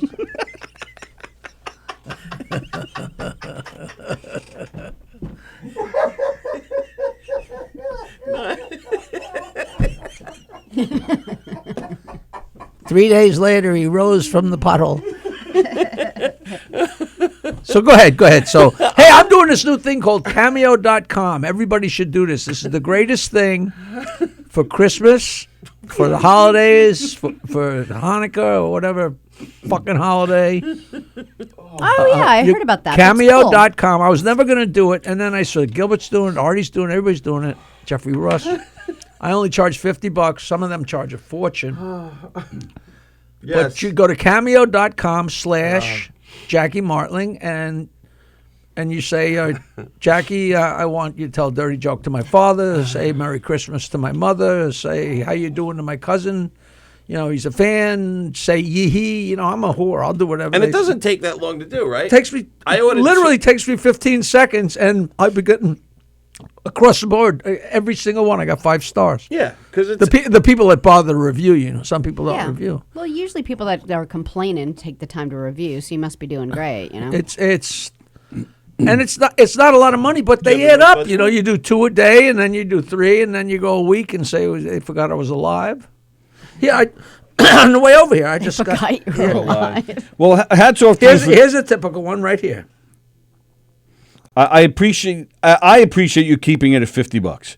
yes. I see people like Debbie Gibson on here for $100. Please Give me a wish break. my dad, Lance, a happy birthday. He is a dad, grandfather, federal judge, and true American hero. And please give the old man a joke or two. He's a huge Howard Stern fan. Cheers. Nathan Africk. Now, the guy could be from Long Island. He could be from Hawaii. Right. Yeah. And what do you talk for just like Oh, so 15 seconds? 30 or something? seconds. That's one you have to do right now? Well, yeah. Oh, wow. Whenever. You know, you got like a window to do it, like 3 or 4 days, but I do them right away, you know. Right. Yeah. Oh, so you just got that right now? Oh, so Well, you know, on the way over here. So $50. I got a call yesterday. I love this shit. You know, there's a guy I went to college with that passed away, but I hadn't heard from him in 30 years, 20 years, decades. And he was we called him Frenchie. He lived in Detroit, so that's why he's at Michigan State. But he was born in Paris, and he lived in London. So he's Right. an army brat. Parents Okay. moved all over. Frenchie Berman. And he called me one day. He was in London and him and his mother went to the movies to see the Stern movie. Okay. And he almost shit himself. He said, "That's Jackie Mortling." You know, he hadn't seen me in day. He didn't know anything about the show. Or Right, you know, right, yeah. So I got a call yesterday from a guy who lived across the hall from me in Snyder Hall at Michigan State in 1966. And he remained a friend. I've been in contact with him for decades. He was Kofi Annan. Is that how you say that guy's name? Yeah, Kofi Annan. Yeah, Annan. Kofi. He was his right-hand guy. Okay. He was in charge of an entire hemisphere of UNESCO or one of those things. I mean, this guy's heavy hitter. He's 2 years older than me. He was a couple. I think he was a junior, but he's like 74. And I talk to him every couple of years or something. So he's retired, and he was on a geological expedition in Mexico because that's the kind of crap he does for fun. You know, he's a landscape architect and brilliant guy. So he's with like 12 or 15 people on a boat doing an archaeological dig and then going out on the boat. And, you know, it's a whole thing. And he said they were sitting around yesterday, and he's 74. You know, we were in college in 1966. And here's the archaeological dig, and people of all different ages from all different countries. And he said this very pretty woman, who lives in Mexico, was on the dig, and she still lived in Mexico. And we're sitting around, and somehow they started talking about what was funny and what wasn't funny. And he said, out of a clear fucking blue sky, this woman says, "You know what used to really make me laugh? I used to listen every day to Howard Stern. There was this guy, Jackie Martling. Every time he opened his mouth, I used to fucking die." And McGank's jaw, Richie McGank's, he just, you know, he had to look at the woman and say, he lived across the hall from me 50 years ago. And he said it was great. And they got into this whole thing. But the bottom line of the whole thing is she listened to us for years in Mexico City. Yeah, that's great. We It's had just a no New idea York we thing. were syndicated. That means they were making a whole nother stream of money from Mexico without you guys. without us, you know. Oh, that's You're live on the Knockem Dead Comedy Radio Show. Who's calling? But how great. I love stories like that. business has not. All right. Oh, you whore. Yeah, that's why I didn't answer it. Oh, is it number one? It Yeah. was number one. Now, number one is if it was up your ass, you'd know where it was. Yep. You're on Cameo. Yeah, I'm on Cameo. Yep. See, look, there he is. Oh, Sean Astin. Sean Astin's on Cameo? Looks just like you, actually. It does. In that picture. Yeah. Almost $300. Sean Astin. What? Yeah. That's not the Yep. guy from Rudy. Yeah. The movie Rudy? Patty Duke's son. Yeah. Oh. And Lord of the Rings? It's not Patty Duke's husband from a million No. years ago. John John Astin, yeah. From the Addams no. family, yeah. No, they're Freaking good. Michael Buffer is $300. Get that. What is he going to say? Let's get ready to... Let's get ready to say happy birthday. You have got to give it to that guy to make he made a fortune and a business out of that one fucking. Yes, absolutely. Yeah. He's And a then his delightful brother. guy. Delightful guy. Then his brother also does it. Do you know that? Oh, really? Oh, Michael you know what? Buffer's Bruce, Yeah, but Bruce Buffer. who wants to hear him say, I'm ready to rumble myself? You know what? I take that he's- back. It's Bruce, not Michael. It's Bruce. Bruce charging Buffer charges how much? $300. $300. Michael Buffer says, let's get ready to rumble. And I believe Bruce Buffer says, let's get it on. Yes. And he does it just for... So he's a homo. He does, yeah. He does it for mixed martial arts only. He's one of them. He's one of them queers. Oh, Joe wants to know when Jackie's coming back on Jam. So there you go. Remember Joe's acoustic music? You the acoustic. Oh, I really enjoyed that. That was a great And show. Does he still do that? Yeah. Yeah. Well, he does it on Tuesday nights now here. I would love to do that. So no, I never got asked back. Yeah, he just asked you. Oh, is that Joe? Yeah. Invite me, you whore. Yeah. You know you don't have to be invited. You're welcome here anytime. I don't think It was, You it don't was a just, great you show. know, I really you know, if you enjoyed got a that show. friend, you know, I live at Jokeland, and I say, oh, come over anytime, come over. Nobody comes. You got to Right. say, come next Wednesday at 8 o'clock, and that's Yeah. when, you know, how many years I was telling you guys, come out, and finally we made a definite date. you Right. know, and Right. we wound up Well, with that was that the first luncheonette time. with that But then old you were whore. disappointed when we showed up. Oh, of course. Yeah. God. But that was the first time. Now that you say come You over never anytime. told me he was going to come with one leg. Oh, Tony? Yeah. Oh, yeah. But yeah, no, sorry. no, He does Sally. that. Sally? Who, Tony? Yeah, how many one-legged people showed up that day? Narrow it down. I wonder if there's any one-legged midgets. I'm sure there are. Oh, that's a good one. They have to be because probably a lot of them have diabetes. You're going to get Sallie very excited. They I'm lose just limbs. telling you. They'll be just her size and without a leg. Yeah, I know. Be perfect. They'll be like 1 inch shorter. Do you than know me. about the guy with one leg that didn't tell his girlfriend and they got married? No. And on the honeymoon, he said, I got a secret. Turn off the lights. So she turned off the lights and he takes off his fake leg. And takes a hand and puts it on the stump. He says, what do you think? He says, it's going to be tough. She said, but I think I could take it all. I'm not finding any. How do you like that? You're not finding any? That's because you're not be. looking. There's got to be. Prejudice. You probably. Oh, wait a minute. Wait a minute. You probably have your. He typed in one-legged midgets. Wait a minute. Hang on. One-legged obese stripper, midgets, and Skittles acid. Okay. What that? That's a porno. I'm trying to whack off the Sallie, and you just make my dick over. My dick just disappeared like a turtle. Yeah, see, Joe also says open invite. And Jeb Bonnie wants to know if you want to be on Three's Company. They got a show here. See, everybody wants The a piece of the TV joke, show. man. No, they named it after the TV show. I don't know how long that's going to I last. made out with her. You know. Who? Suzanne Summers? No. Joyce DeWitt. Yes. You made out with her? We were doing a I movie. thought she liked black men. I thought when we she were married to doing a black man- movie. Oh. She's a drinker, Nice. and we're doing that was a Kenny Del Vecchio movie, Okay. which is almost an oxymoron. And We know a lot of we those were morons. cops. We were Yeah. partners, police partners, and we had to walk out of a door, and the scene was going on outside the door. So the door opened in, and me and her were behind the door. And you know how long it takes to get the cameras and the light, and we just started making out. That is awesome. Really? I swear to God, it was like, it was incredible. And the other night, about a month or two ago, I went to the Hoboken Film Festival again, and for whatever, it was just so hard to watch. And for some reason, we were sitting next to each other. Hey, how are you? How are you? And and we're staying in the same little hotel. But I really wanted to knock on the door. Which I'm sure. Number one, she probably didn't even remember doing that. But you never know. Should have passed her a drink. You could knock into the door and go, oh, I thought you'd never show up. Wow. But she still looks great, man. Yeah, she was a good-looking woman in her day. She still does? I She's haven't seen her in years. she's still Yeah? adorable. Yeah? Nice. So nice. I should bet get she her in here. remembered. Let's get her in here. That always makes me think of Bales. Why, he made out with her too? Or you made out with him? Idiot. Bales' story about I Dream of Jeannie. No, I don't know the story. You're not allowed to tell it? I don't give a fuck. Oh, so tell it. What's that girl's name? Joyce DeWitt. No, No, I Barbara Dream of Eden. Genie. I think it was Barbara Eden. It is. she's Bales another did one. a She was show, hot and she in her was day. at the show. And after the show, she came backstage and said, "Oh, I thought you were so great." And she said, "What room are you in?" And she came to his room, and he fucked her all night. Come on. And Peter Bales? He couldn't believe it.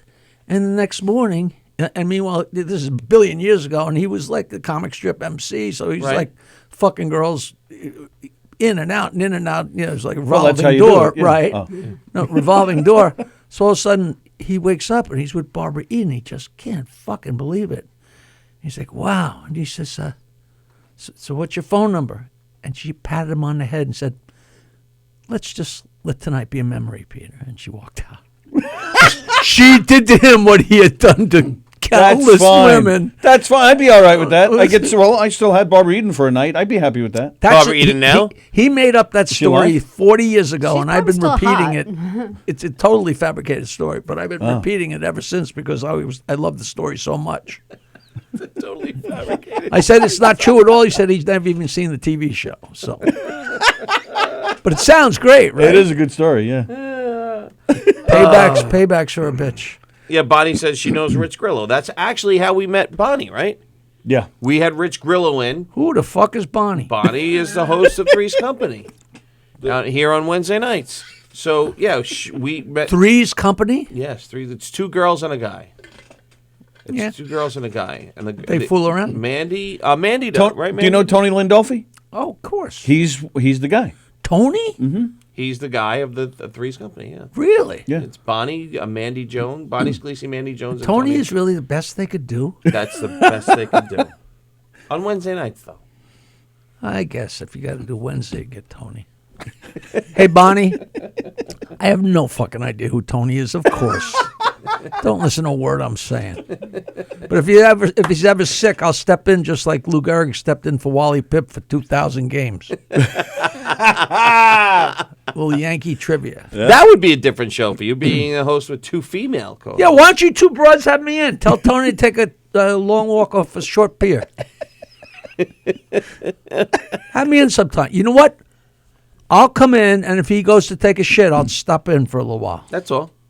Yeah. See, Bonnie and Franklin? Bonnie and Mandy. Bonnie and Mandy. Yes. White broads? Yes. Yeah. Cool. Yes.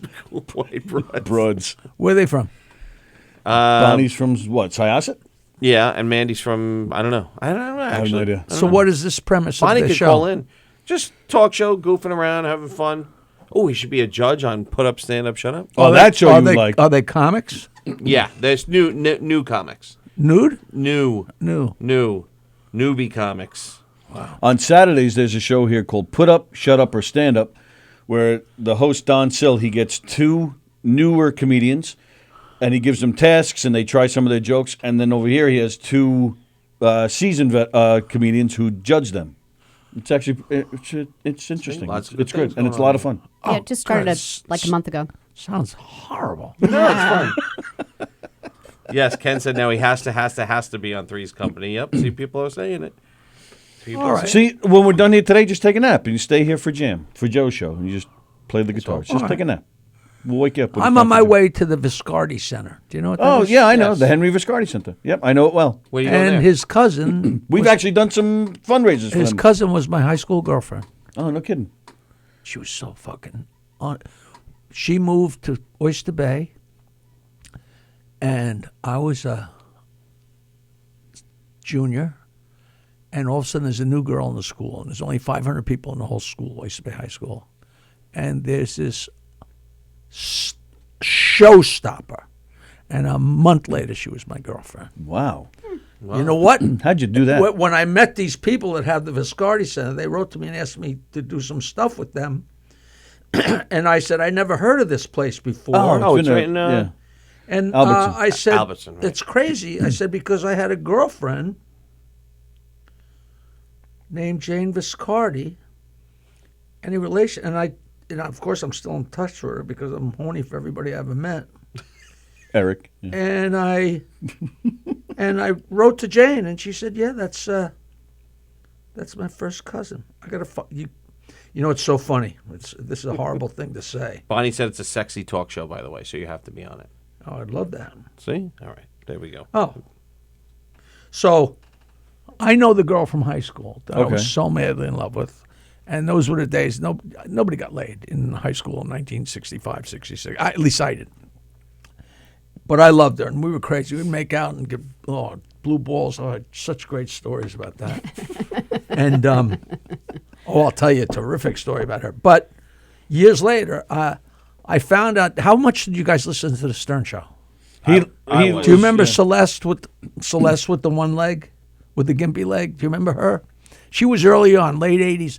Okay. And I somehow I unearthed that Celeste was one of the original Whack Pack people. Right.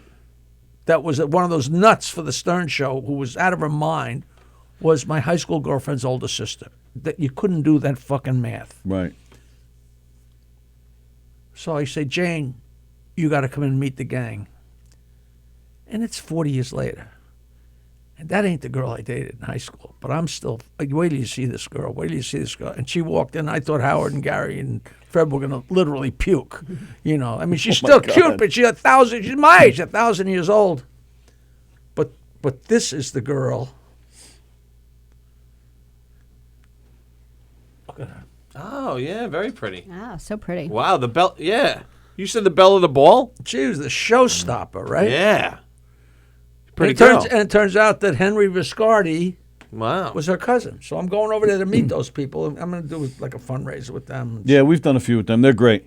Yeah, they're excellent people. But how the hell I could have never heard? Everybody I've asked. Oh yeah, Viscardi Center. Oh yeah, Viscardi. I would have said East Wilson, but you said Albertson. It's Yeah, Albertson. right in that no man's land. You know. Yeah, IU Willits Road over there. Yeah, It's a big place though. they That's do not wonderful small. things. So Jane Viscardi was my high school girlfriend, and we used to make out and dry hump and make out and dry hump. And we used to make out after she lived on Center Island, which is down the street from Bayville, where Billy Joel lives in. Yep. And it's a healthy, from Oyster Bay, you got to go down Shore Road and through Bayville and all the way around. It's It's a all healthy windy ride. and But we get done with, after school, we'd usually have chorus or play rehearsal. Oh, it was so fucking, in high school you break up with somebody and you don't talk to them. We were in the same play. Mm-hmm. We were in the same play together and we broke up. It's so fucking, it sounds ridiculous now, but so back then it's your whole world. No eye contact, no, Right. And meanwhile, she's just a knockout. But we go and find a place to make out. And this one day, I remember, so there's a little place called Snouter's Drugstore that they're trying to redo now. It's right in the heart of Oyster Bay. And it's down, the high school's like a quarter mile away. And we walked back and we went behind the library and made out. And we're lying there making out for however long. And we go back to Snouter's and we're having ice cream and whipped cream. And she calls her father to come get her. And we're sitting at regular, like a counter with stools at the counter, like like Archie and Veronica. Right. And the door is 10 feet away, 15 feet away. And Mr. Viscardi, and I was not the fan of it. There was hardly a parent in the area that was a fan of mine. You're dating Jackie Martling or you're going out with him, we'll have you shot. And her father comes to get her, and all of a sudden he's at the door over there. And she's, Daddy, and we get up off our stools. Hi, Mr. Viscardi. And he looks at me, and his eyes pan down, and he looks back up, and he says, come on, Jane. And Jane walks out the door, and I look down, and I got a fucking wet spot. Fucking 8 inches in diameter. It looked like I had pissed myself. I must have shot a wad of cum in my pants. Oh. My entire. Oh man, it was like he looked down. I looked down. Like what? What the fuck do you say? Come, Jane. No, but Jackie did. Come on, Jane. No, you figured he'd be happy because that means he could Yeah, sit. it That wasn't means you right, didn't touch his daughter. No harm, no say foul. you're welcome. It was so fucking great. I thought you were going to say you had a big boner when you stood up. No, So this is a setup. You're going to show up at the Viscardi Center and see Jane's dad with a gun or something. I don't know about that, but I definitely got to tell them the story. Tell her at the fundraiser with all Now the is kids Jane there. still with us? Yeah, I called her and said, hey, I'm at the, I didn't like call. I texted her. I said, I'm at the Viscardi Center. I'm going to the Viscardi Center. And she says, yeah, that's my cousin. So fun. She was great. She's in Myrtle Beach. She's in that cult. I never had heard of it, a cult, the Meyer Baba cult, I guess. And it was some woman became a member. Yeah. And The Meyer Baba? Meyer Baba and Pete Townsend is into that. what? You know what? Yes. Yeah. And this wealthy woman that was part of it gave the cult half of Myrtle Beach or some crazy fucking amount of it. And this is some guy who never spoke a word after he was like 29 years old or something. Yeah, that's true. And I went to visit her on this thing, and there's like a picture of the guy, and like almost like Dorian Gray everywhere. Look, just. Yep. But she, she's delightful, and it made her happy. Yeah, I remember there were a couple. I would have never been able to say Pete Townsend, but I knew there was an odd celebrity here and there. Blah blah blah. Yeah. I would have said Scientology. That's a cult. This, this is. I don't know what this is. I don't know what they do. I don't know what they don't do. I don't know whether they feed the hungry or eat the homeless or do you guys remember when Howard was running for governor? Yeah. Yeah, I remember that. We had to come up with his plan. not platform. What's it called? Campaign? His Yeah. platform. Yeah, Platform. yeah. His Campaign platform. Platform. Yeah. And he had 2. It was do the construction at night. Shit, what was the other one? Do the construction at night. You know, that's because I was coming home from a gig. You know, we used to get stuck driving home at noon in the summer because endless construction on the Grand Central would take me 3 hours to get home to Bayville. And then I came home one night from Connecticut. Yeah. And they had all the big, huge lights. And I said, Howard, they're doing the construction at night in Connecticut, so they're not jammed up all day. All day, right. So that was going to be, and his other. What was the other one? Stop, don't tell me. What was the other one? It was just 2, and then he was going to resign and hand it over to the other guy. That was his whole thing. The other one was, Fuck. we were going to fill the potholes with the homeless. Oh, yes, that's right. He said to me, "That's brilliant." I said, "Well, He would have won. Yeah, I think you think he would have won? Him and Trump, he wouldn't show his finances." Yeah, he wouldn't show his finance. Well, that got him out of it. He was like, no. Once I have to do that, I'm done. No, he didn't want because he wasn't going to share was that with funny. anybody. He wasn't going to share that with anybody because then he wouldn't have been the working class man anymore. Right. That's one of the best stories in my book. It was about Jimmy Fallon. That whole thing. Do you know about that? With Yeah. because people say I want to be a comic. I say give up. And that's, it's the whole thing. If somebody says, I want to be a comic, you say give up. And if that makes them give up, Then they know. they didn't have a chance. So it was kind of like not being rude. It was like calculated. Yeah. And then Jimmy Fallon called in to promote Almost Famous. And Howard said, we never met you, Jimmy. You never been in here. He says, yeah, but I met you guys. I tried to meet you guys years ago when you were running for governor. He said, you guys all came up by bus to Albany. And I live right outside of Albany. And I went to the hotel to try and meet you guys. And I went into the bar. And he said, and Jackie was at the bar. And I went up and said, I want to be a comic. And he told me to give up. So I never heard the fucking end. Of course, I didn't get my explanation why I said that. I never got near that. You're an ass and you can't judge talent. What and a all that jerk. other- right. Yeah. What a jerk. What a jerk. Who knows? Danny wants to know what you like to think about people calling into radio shows using a fake voice to sound cool. I think that's a shot at my brother. Oh. I got a call yesterday Go ahead. that I'm sure was a phony phone call. I'm not sure why somebody would have done it. Maybe it'll surface, maybe it won't. But they never broke it as a funny phone call. They didn't do anything funny. They didn't do anything to embarrass me. But this guy called my... Oh, it was my cell phone. Was it my cell phone? Could have been. No, it wasn't my cell phone, because if it was my cell phone, I would have kept the number. Yeah, you would have had the number. And we would call it. Right here on air. We've done that. Oh, you know what? Ooh, let's call him back. Oh, I wonder what Jackie would think of Michael the Joke Explainer. That's funny. I do have the number. Oh. I didn't even think of that. What'd they say to you? This guy called me and said, Jackie, how you doing? My name's Ami, and And I want my mommy. I'm a producer for Dr. Dre. Okay. And he said, Dr. Dre is a big fan, and we're wondering if you want to do the show. No, I don't know anything about Dr. Dre, except I think he's a billionaire. Yes. Something like that. Yes. Absolutely. And I don't even know if he has a show of any kind. He might. But the guy He said, did it yeah, one time. we'd like to have you on the show. And I said, I didn't know anything. I said, sure. I didn't say I don't know anything about rap or anything. I said, listen, I'm old. I don't know what I do, but I'd love to be on the show. And he said, listen, you couldn't be old. We've been fans for a long time. I said, what's your name? He said, Ami. And I said, well, listen, I do everything on email. So I gave him my email, Jokeland. I said, don't make fun of me because I'm still on AOL. Jokeland@AOL.com. He said, all right, great, man. Well, I'll get in contact with you and we'll work it out. And I'm like, okay. And we hung up. Now, so he didn't make fun of me. I don't think I embarrassed myself. right. I'm sure it was bullshit, but if it was bullshit, I'm not sure what the Point was. what the purpose was. That's funny. I didn't even realize that the number is in What's my the phone. number? Let me see. You want us to call him? No. What's the number? Let me see the number. I won't call it. I just want to see the number.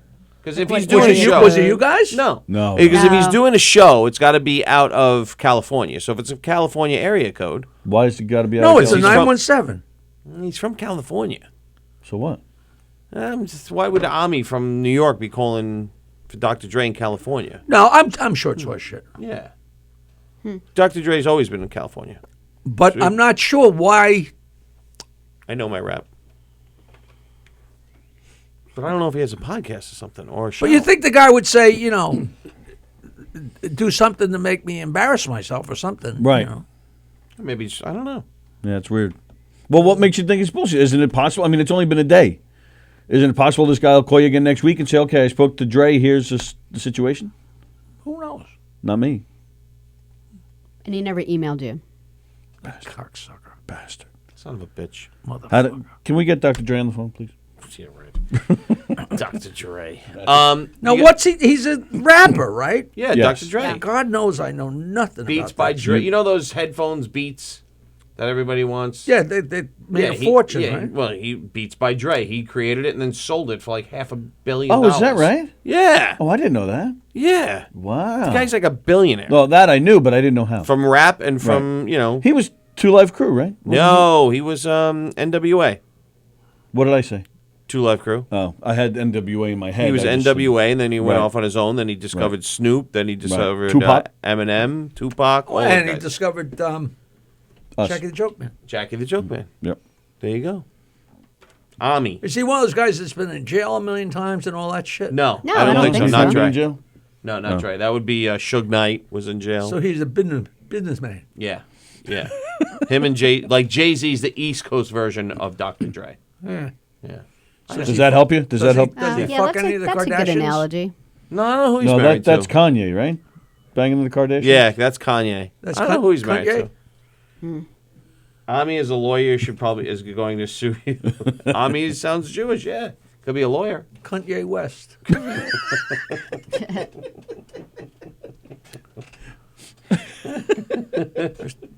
Her sister's worth $1 billion. Who's Really? The youngest Kardashian. Oh, yeah. Did you see that? No, I didn't see that. $1 billion. Wow, man. And she has 7 employees. And the best part, we're goofing on her. Right. Yeah, that idiot. Well, and that's why she's worth $1 billion. That idiot. $1 billion. Exactly. The only part I don't like about that is like, oh, she's self-made. She's the youngest self-made billionaire. Well, she is. You gotta Well, her sister sucked the first cock. right. You got a pretty decent head start. You know what I mean? It's not as if you were working out of your garage for 20 years. Yeah. But her, it's just I'm not embarrassed by them. Right. I'm embarrassed that this is the country we live in. Yes, I agree. Well, I don't know how that all People happened. work their entire lives to have a career, and then Kim Kardashian sucks a cock, and she's a world famous. We were just talking about that a week or so ago because they just had that Buttafuoco special Yeah, I on was TV. just thinking about that. yeah. So we were talking about A that. Joey Buttafuoco special? Yeah. Yeah. And growing up Buttafuoco, Right. they- It was his daughter's the daughter's version. story now. Because we were all dying to hear that. She there's a guy who's a friend of mine. Well, he's not my real good friend now because he owes me money. Everybody owes me money, but he's a nice guy, and he came up to me. I was doing Gotham Comedy Club for Mark Cuban, and Mark Cuban agreed to be in my documentary, but they never got to him yet, and might not The get Shark to Tank him. guy? Huh? Yeah. Yeah, he actually owes me, if you can possibly believe that. But the documentary's submitted to Sundance and South by Southwest, so it's exciting. That's great. But so we did the Mark Cuban. I did the Mark Cuban show at Gotham, and this guy came up to me at the bar afterwards. We're hanging out, and he said, "Hey, I owe you." He was one of the guys that submitted a song. We used to have song parody contests Yes. on the Stern Show. Yes, correct. And this particular contest, if you win, we chose 5 winners that got to go to Los Angeles with us for either the Grammys or the Oscar. We didn't go in, but we'd be at a table outside. And he won, was one of the winners. And he came out there and proceeded to have a career, and he wrote for Louis Anderson. and other like people, and he wound up Anderson. being Roseanne's TV producer, and he was an on-air TV producer who actually used to walk onto the set like he was doing. He was like the first guy that did that shit where broke the fourth wall or whatever you called that. Where they acknowledged the producer. Right, yeah. And he had a radio show with Kato Kalin, and I'll tell you a story about that I won't tell on the air because I don't know if he's sprung it yet, but it's mind-boggling. And he also lived with a couple of years with Barbara Eden, Buttafuoco's daughter. Oh, wow. Oh, yeah. And supposedly she was cute and smart and fun. Did you watch the special? What'd she look like? Yeah, we watched the special because we live right across the street from the house. Is this a Lifetime thing? No, or it's a ABC. Showtime? 2020. 2020. 2020. Yeah, 2 hours. Stop it. No, I swear to God. Just a week or two ago. We watched this awful 2 you hours gotta see how just to Joey see our looks house. Now, you know, Joey looks terrible. Joey sent me some, because he's friends with my friend Bob Hellman. I call him Mayo. Sent me some juice to pour on pot plants that's supposed to make them so special, blah, blah, blah. And I spoke to him, I guess 2 years ago, and he's such a character still. And you know that I don't know if he's right next door neighbors, but down the street neighbors from Jimmy Finn. Oh, is that right? That own Governors. Yeah. So Joey and they had Jackie or back then? Back then. They had Jackie the Joke Man cassettes and albums and shirts before any of that hit, so to speak. Right. They actually had them, and then this whole thing happened. But, people I know in Oyster Bay said, listen, Joey and Mary Jo were running women and everything else forever. There was, it was not this whole innocent thing. But they became good friends, and I love them. They were good friends. Mary Jo came to see me when I was out in Las Vegas. Me and Stuttering John did a show out in Las Vegas 2 or 3, 4 years ago at South Point. Right. And she looks good. She's fun. But they were great friends of the show. Yeah. It was, and that's how, what's his name got on there too? Dominic. Right. Yeah. He came, no. Is he still alive? That was after Yeah, the fact that Jessica Hahn hooked up Dominic, and so he became the guy that was. If there was somebody wacky in the thing, you knew the post, the next paragraph was going to, and they're represented by. Yeah. So Dominic, he's in the special. Dominic. He's Dominic in it. what? Dominic Barbara. So yeah. So Howard puts out his book, either his first book or his second book, and after the book party, Dominic takes all of us to Little Italy. And there's like 20 of us sitting at a long table in Little Italy. And I'm at one end sitting next to Dominic and Joey. And Mary Jo is over there. And we're fucking around and drinking and having such a great time. And she loves me. And I'm making her laugh. So Mary Jo gets up and comes over and sits on my lap.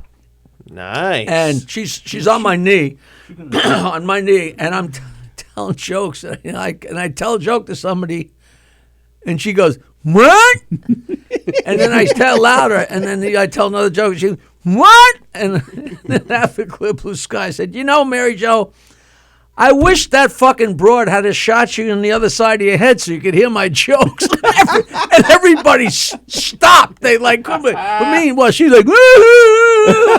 The funniest thing she ever heard, but everybody else was like, oh.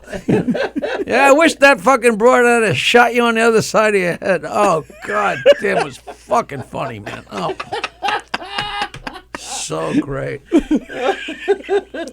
You cannot make that shit up.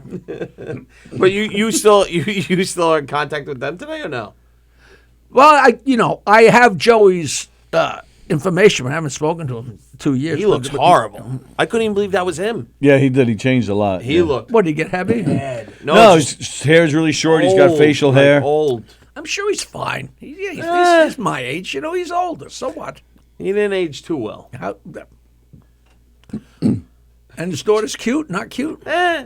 Maybe back in the day. The whole special was them talking about She's all the cute. stupid things they've done, in connection to that whole thing. Their whole lives has just been cashing in on that horrible incident. And Joey claiming He was the executioner, Who? He was our executioner. He when we became number one in Philadelphia, and we had that incredible rally. Yeah, right. He had the black thing over his head and had the axe. He was the executioner, DeBella's executioner. And nobody knew. Huh? Nobody knew. Of course they knew. Oh, Joey Buttafuoco. I did not know. Yeah, I don't remember that. That was the infamous Jessica Hahn bathtub night. Oh.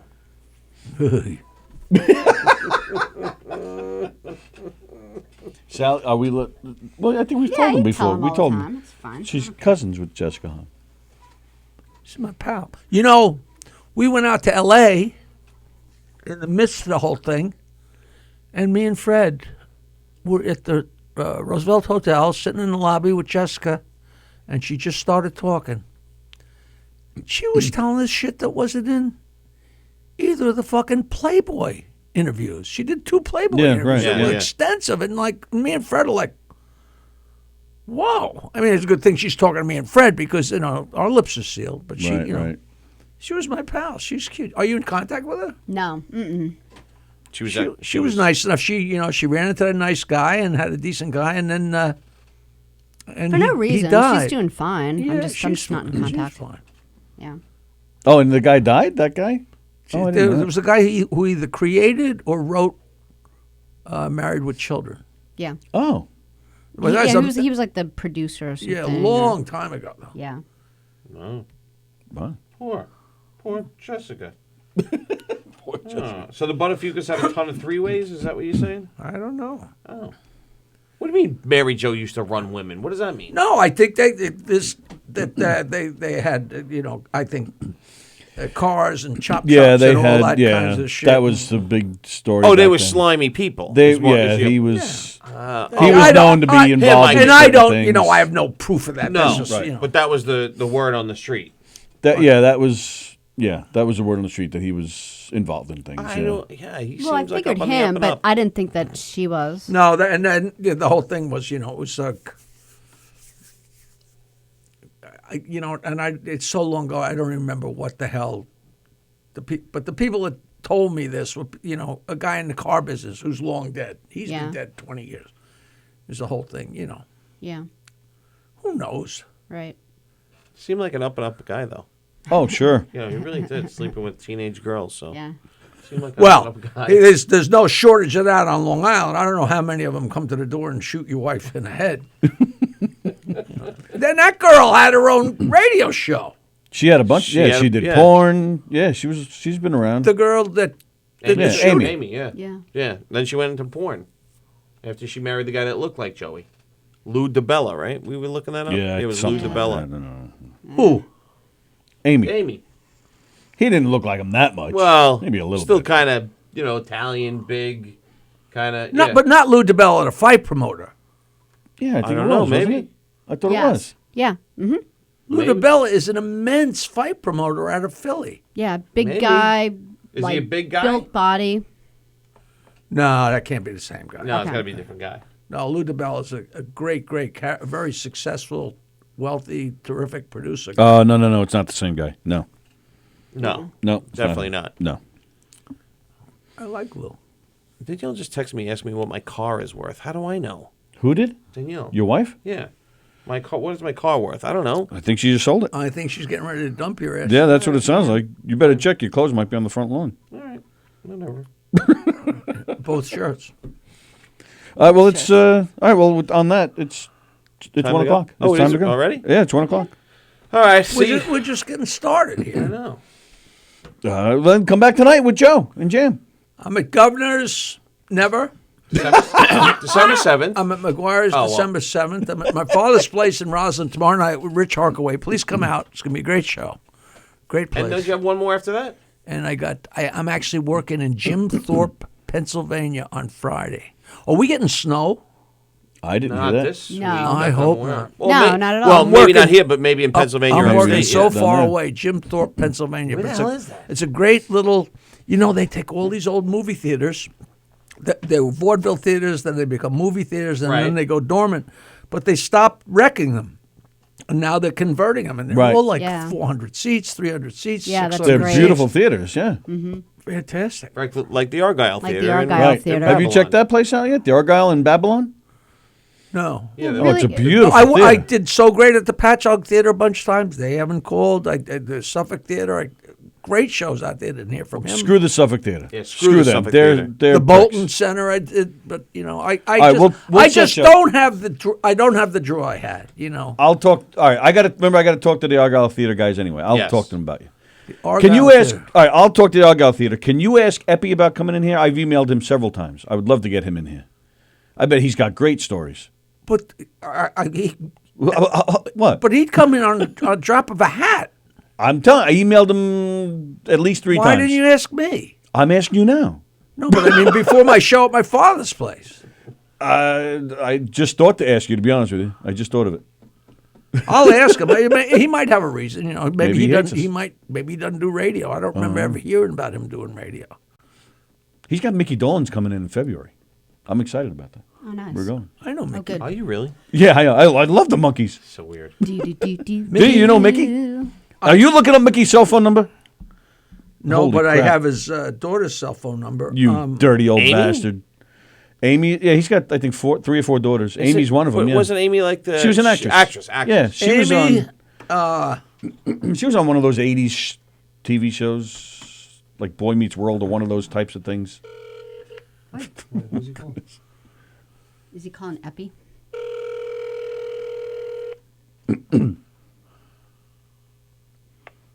Hello. Hey, Hey.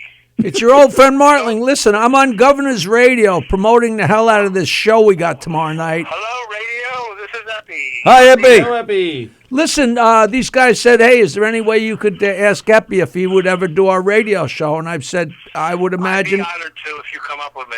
I will absolutely. We'll do it. You know what? We'll do it in time to promote the brokerage. Works for me. McGuire's. McGuire's. I'll come up and help you. All right.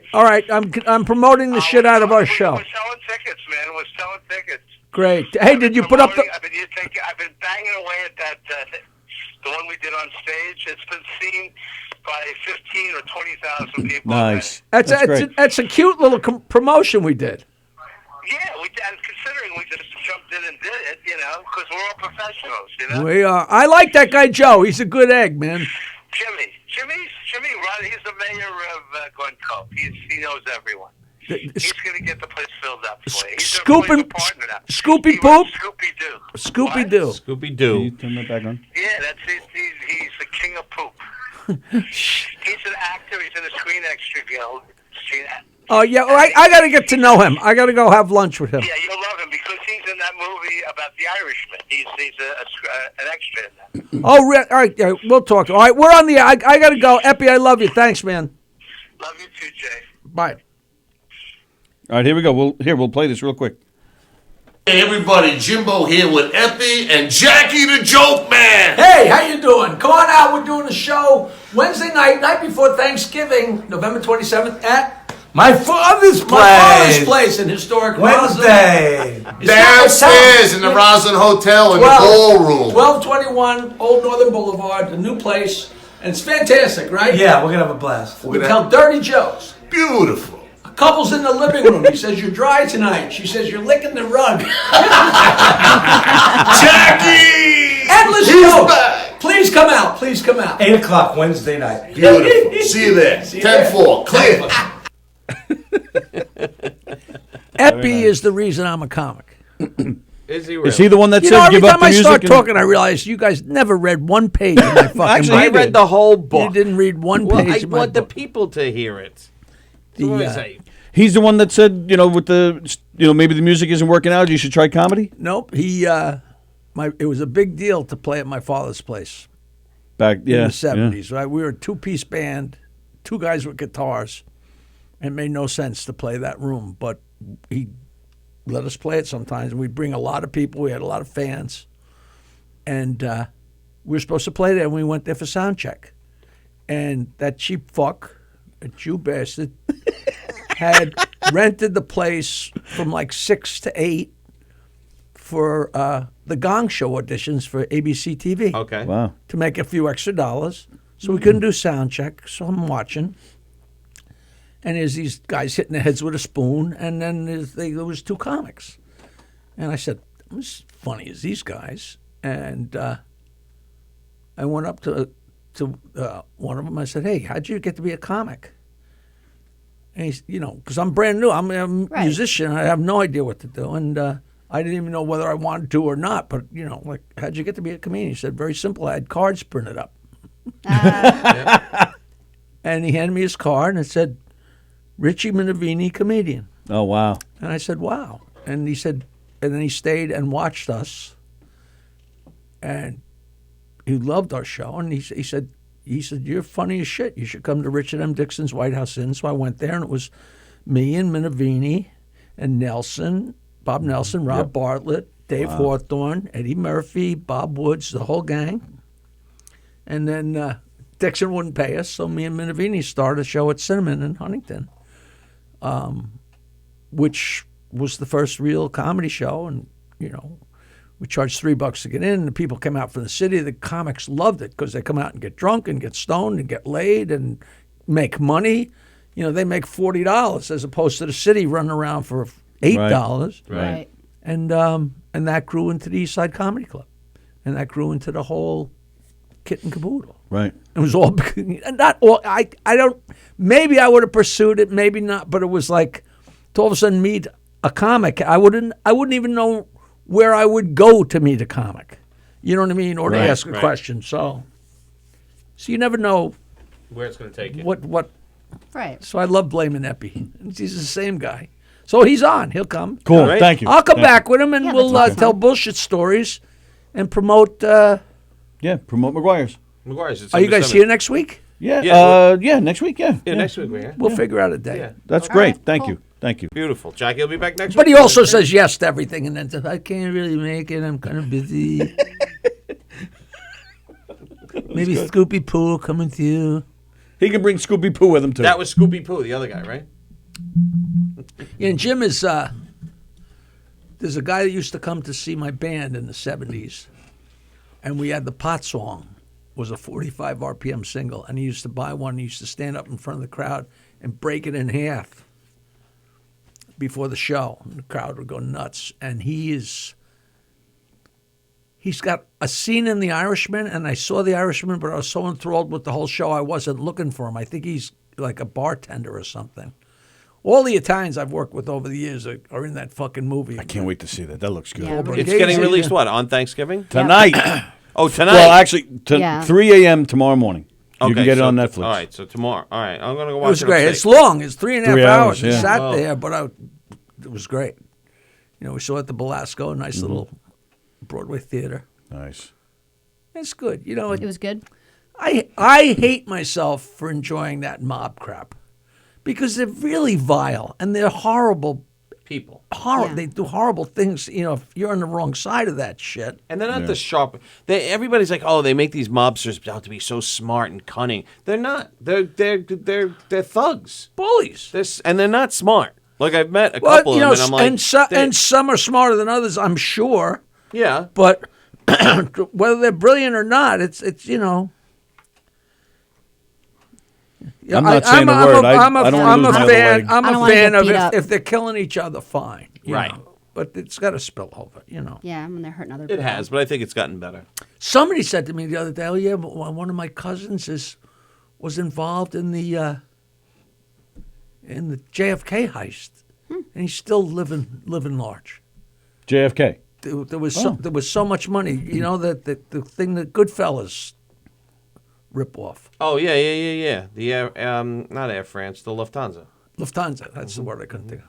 Lufthansa. Well, you heard it here first. JFK's still alive. He'll be here next week. So is Joey Buttafuoco.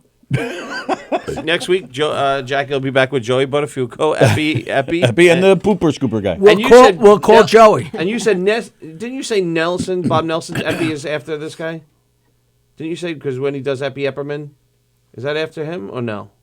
Yeah, it is. That's Bob. funny. Bob Woods used to do an impression of Epi because Epi was Woods' manager for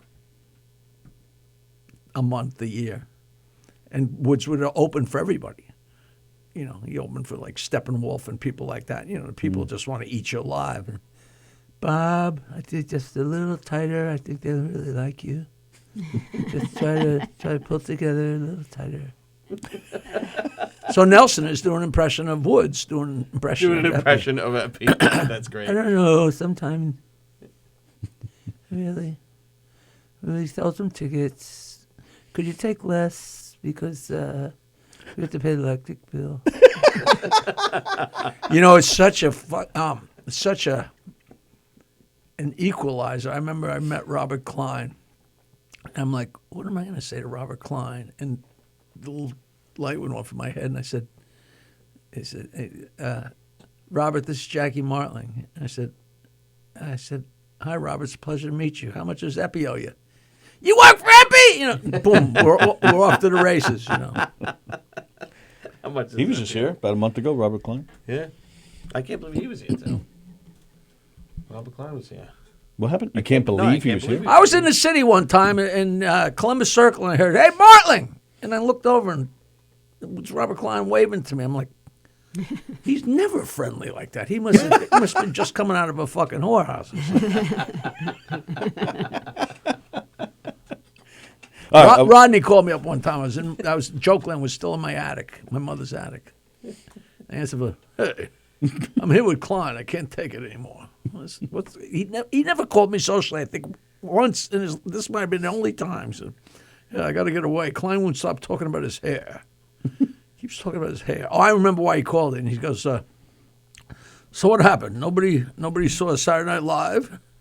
And I said, yeah. Because he's a comic. And now you know that we're all so fucked up. But you don't know that. When you're starting out, you think it's you.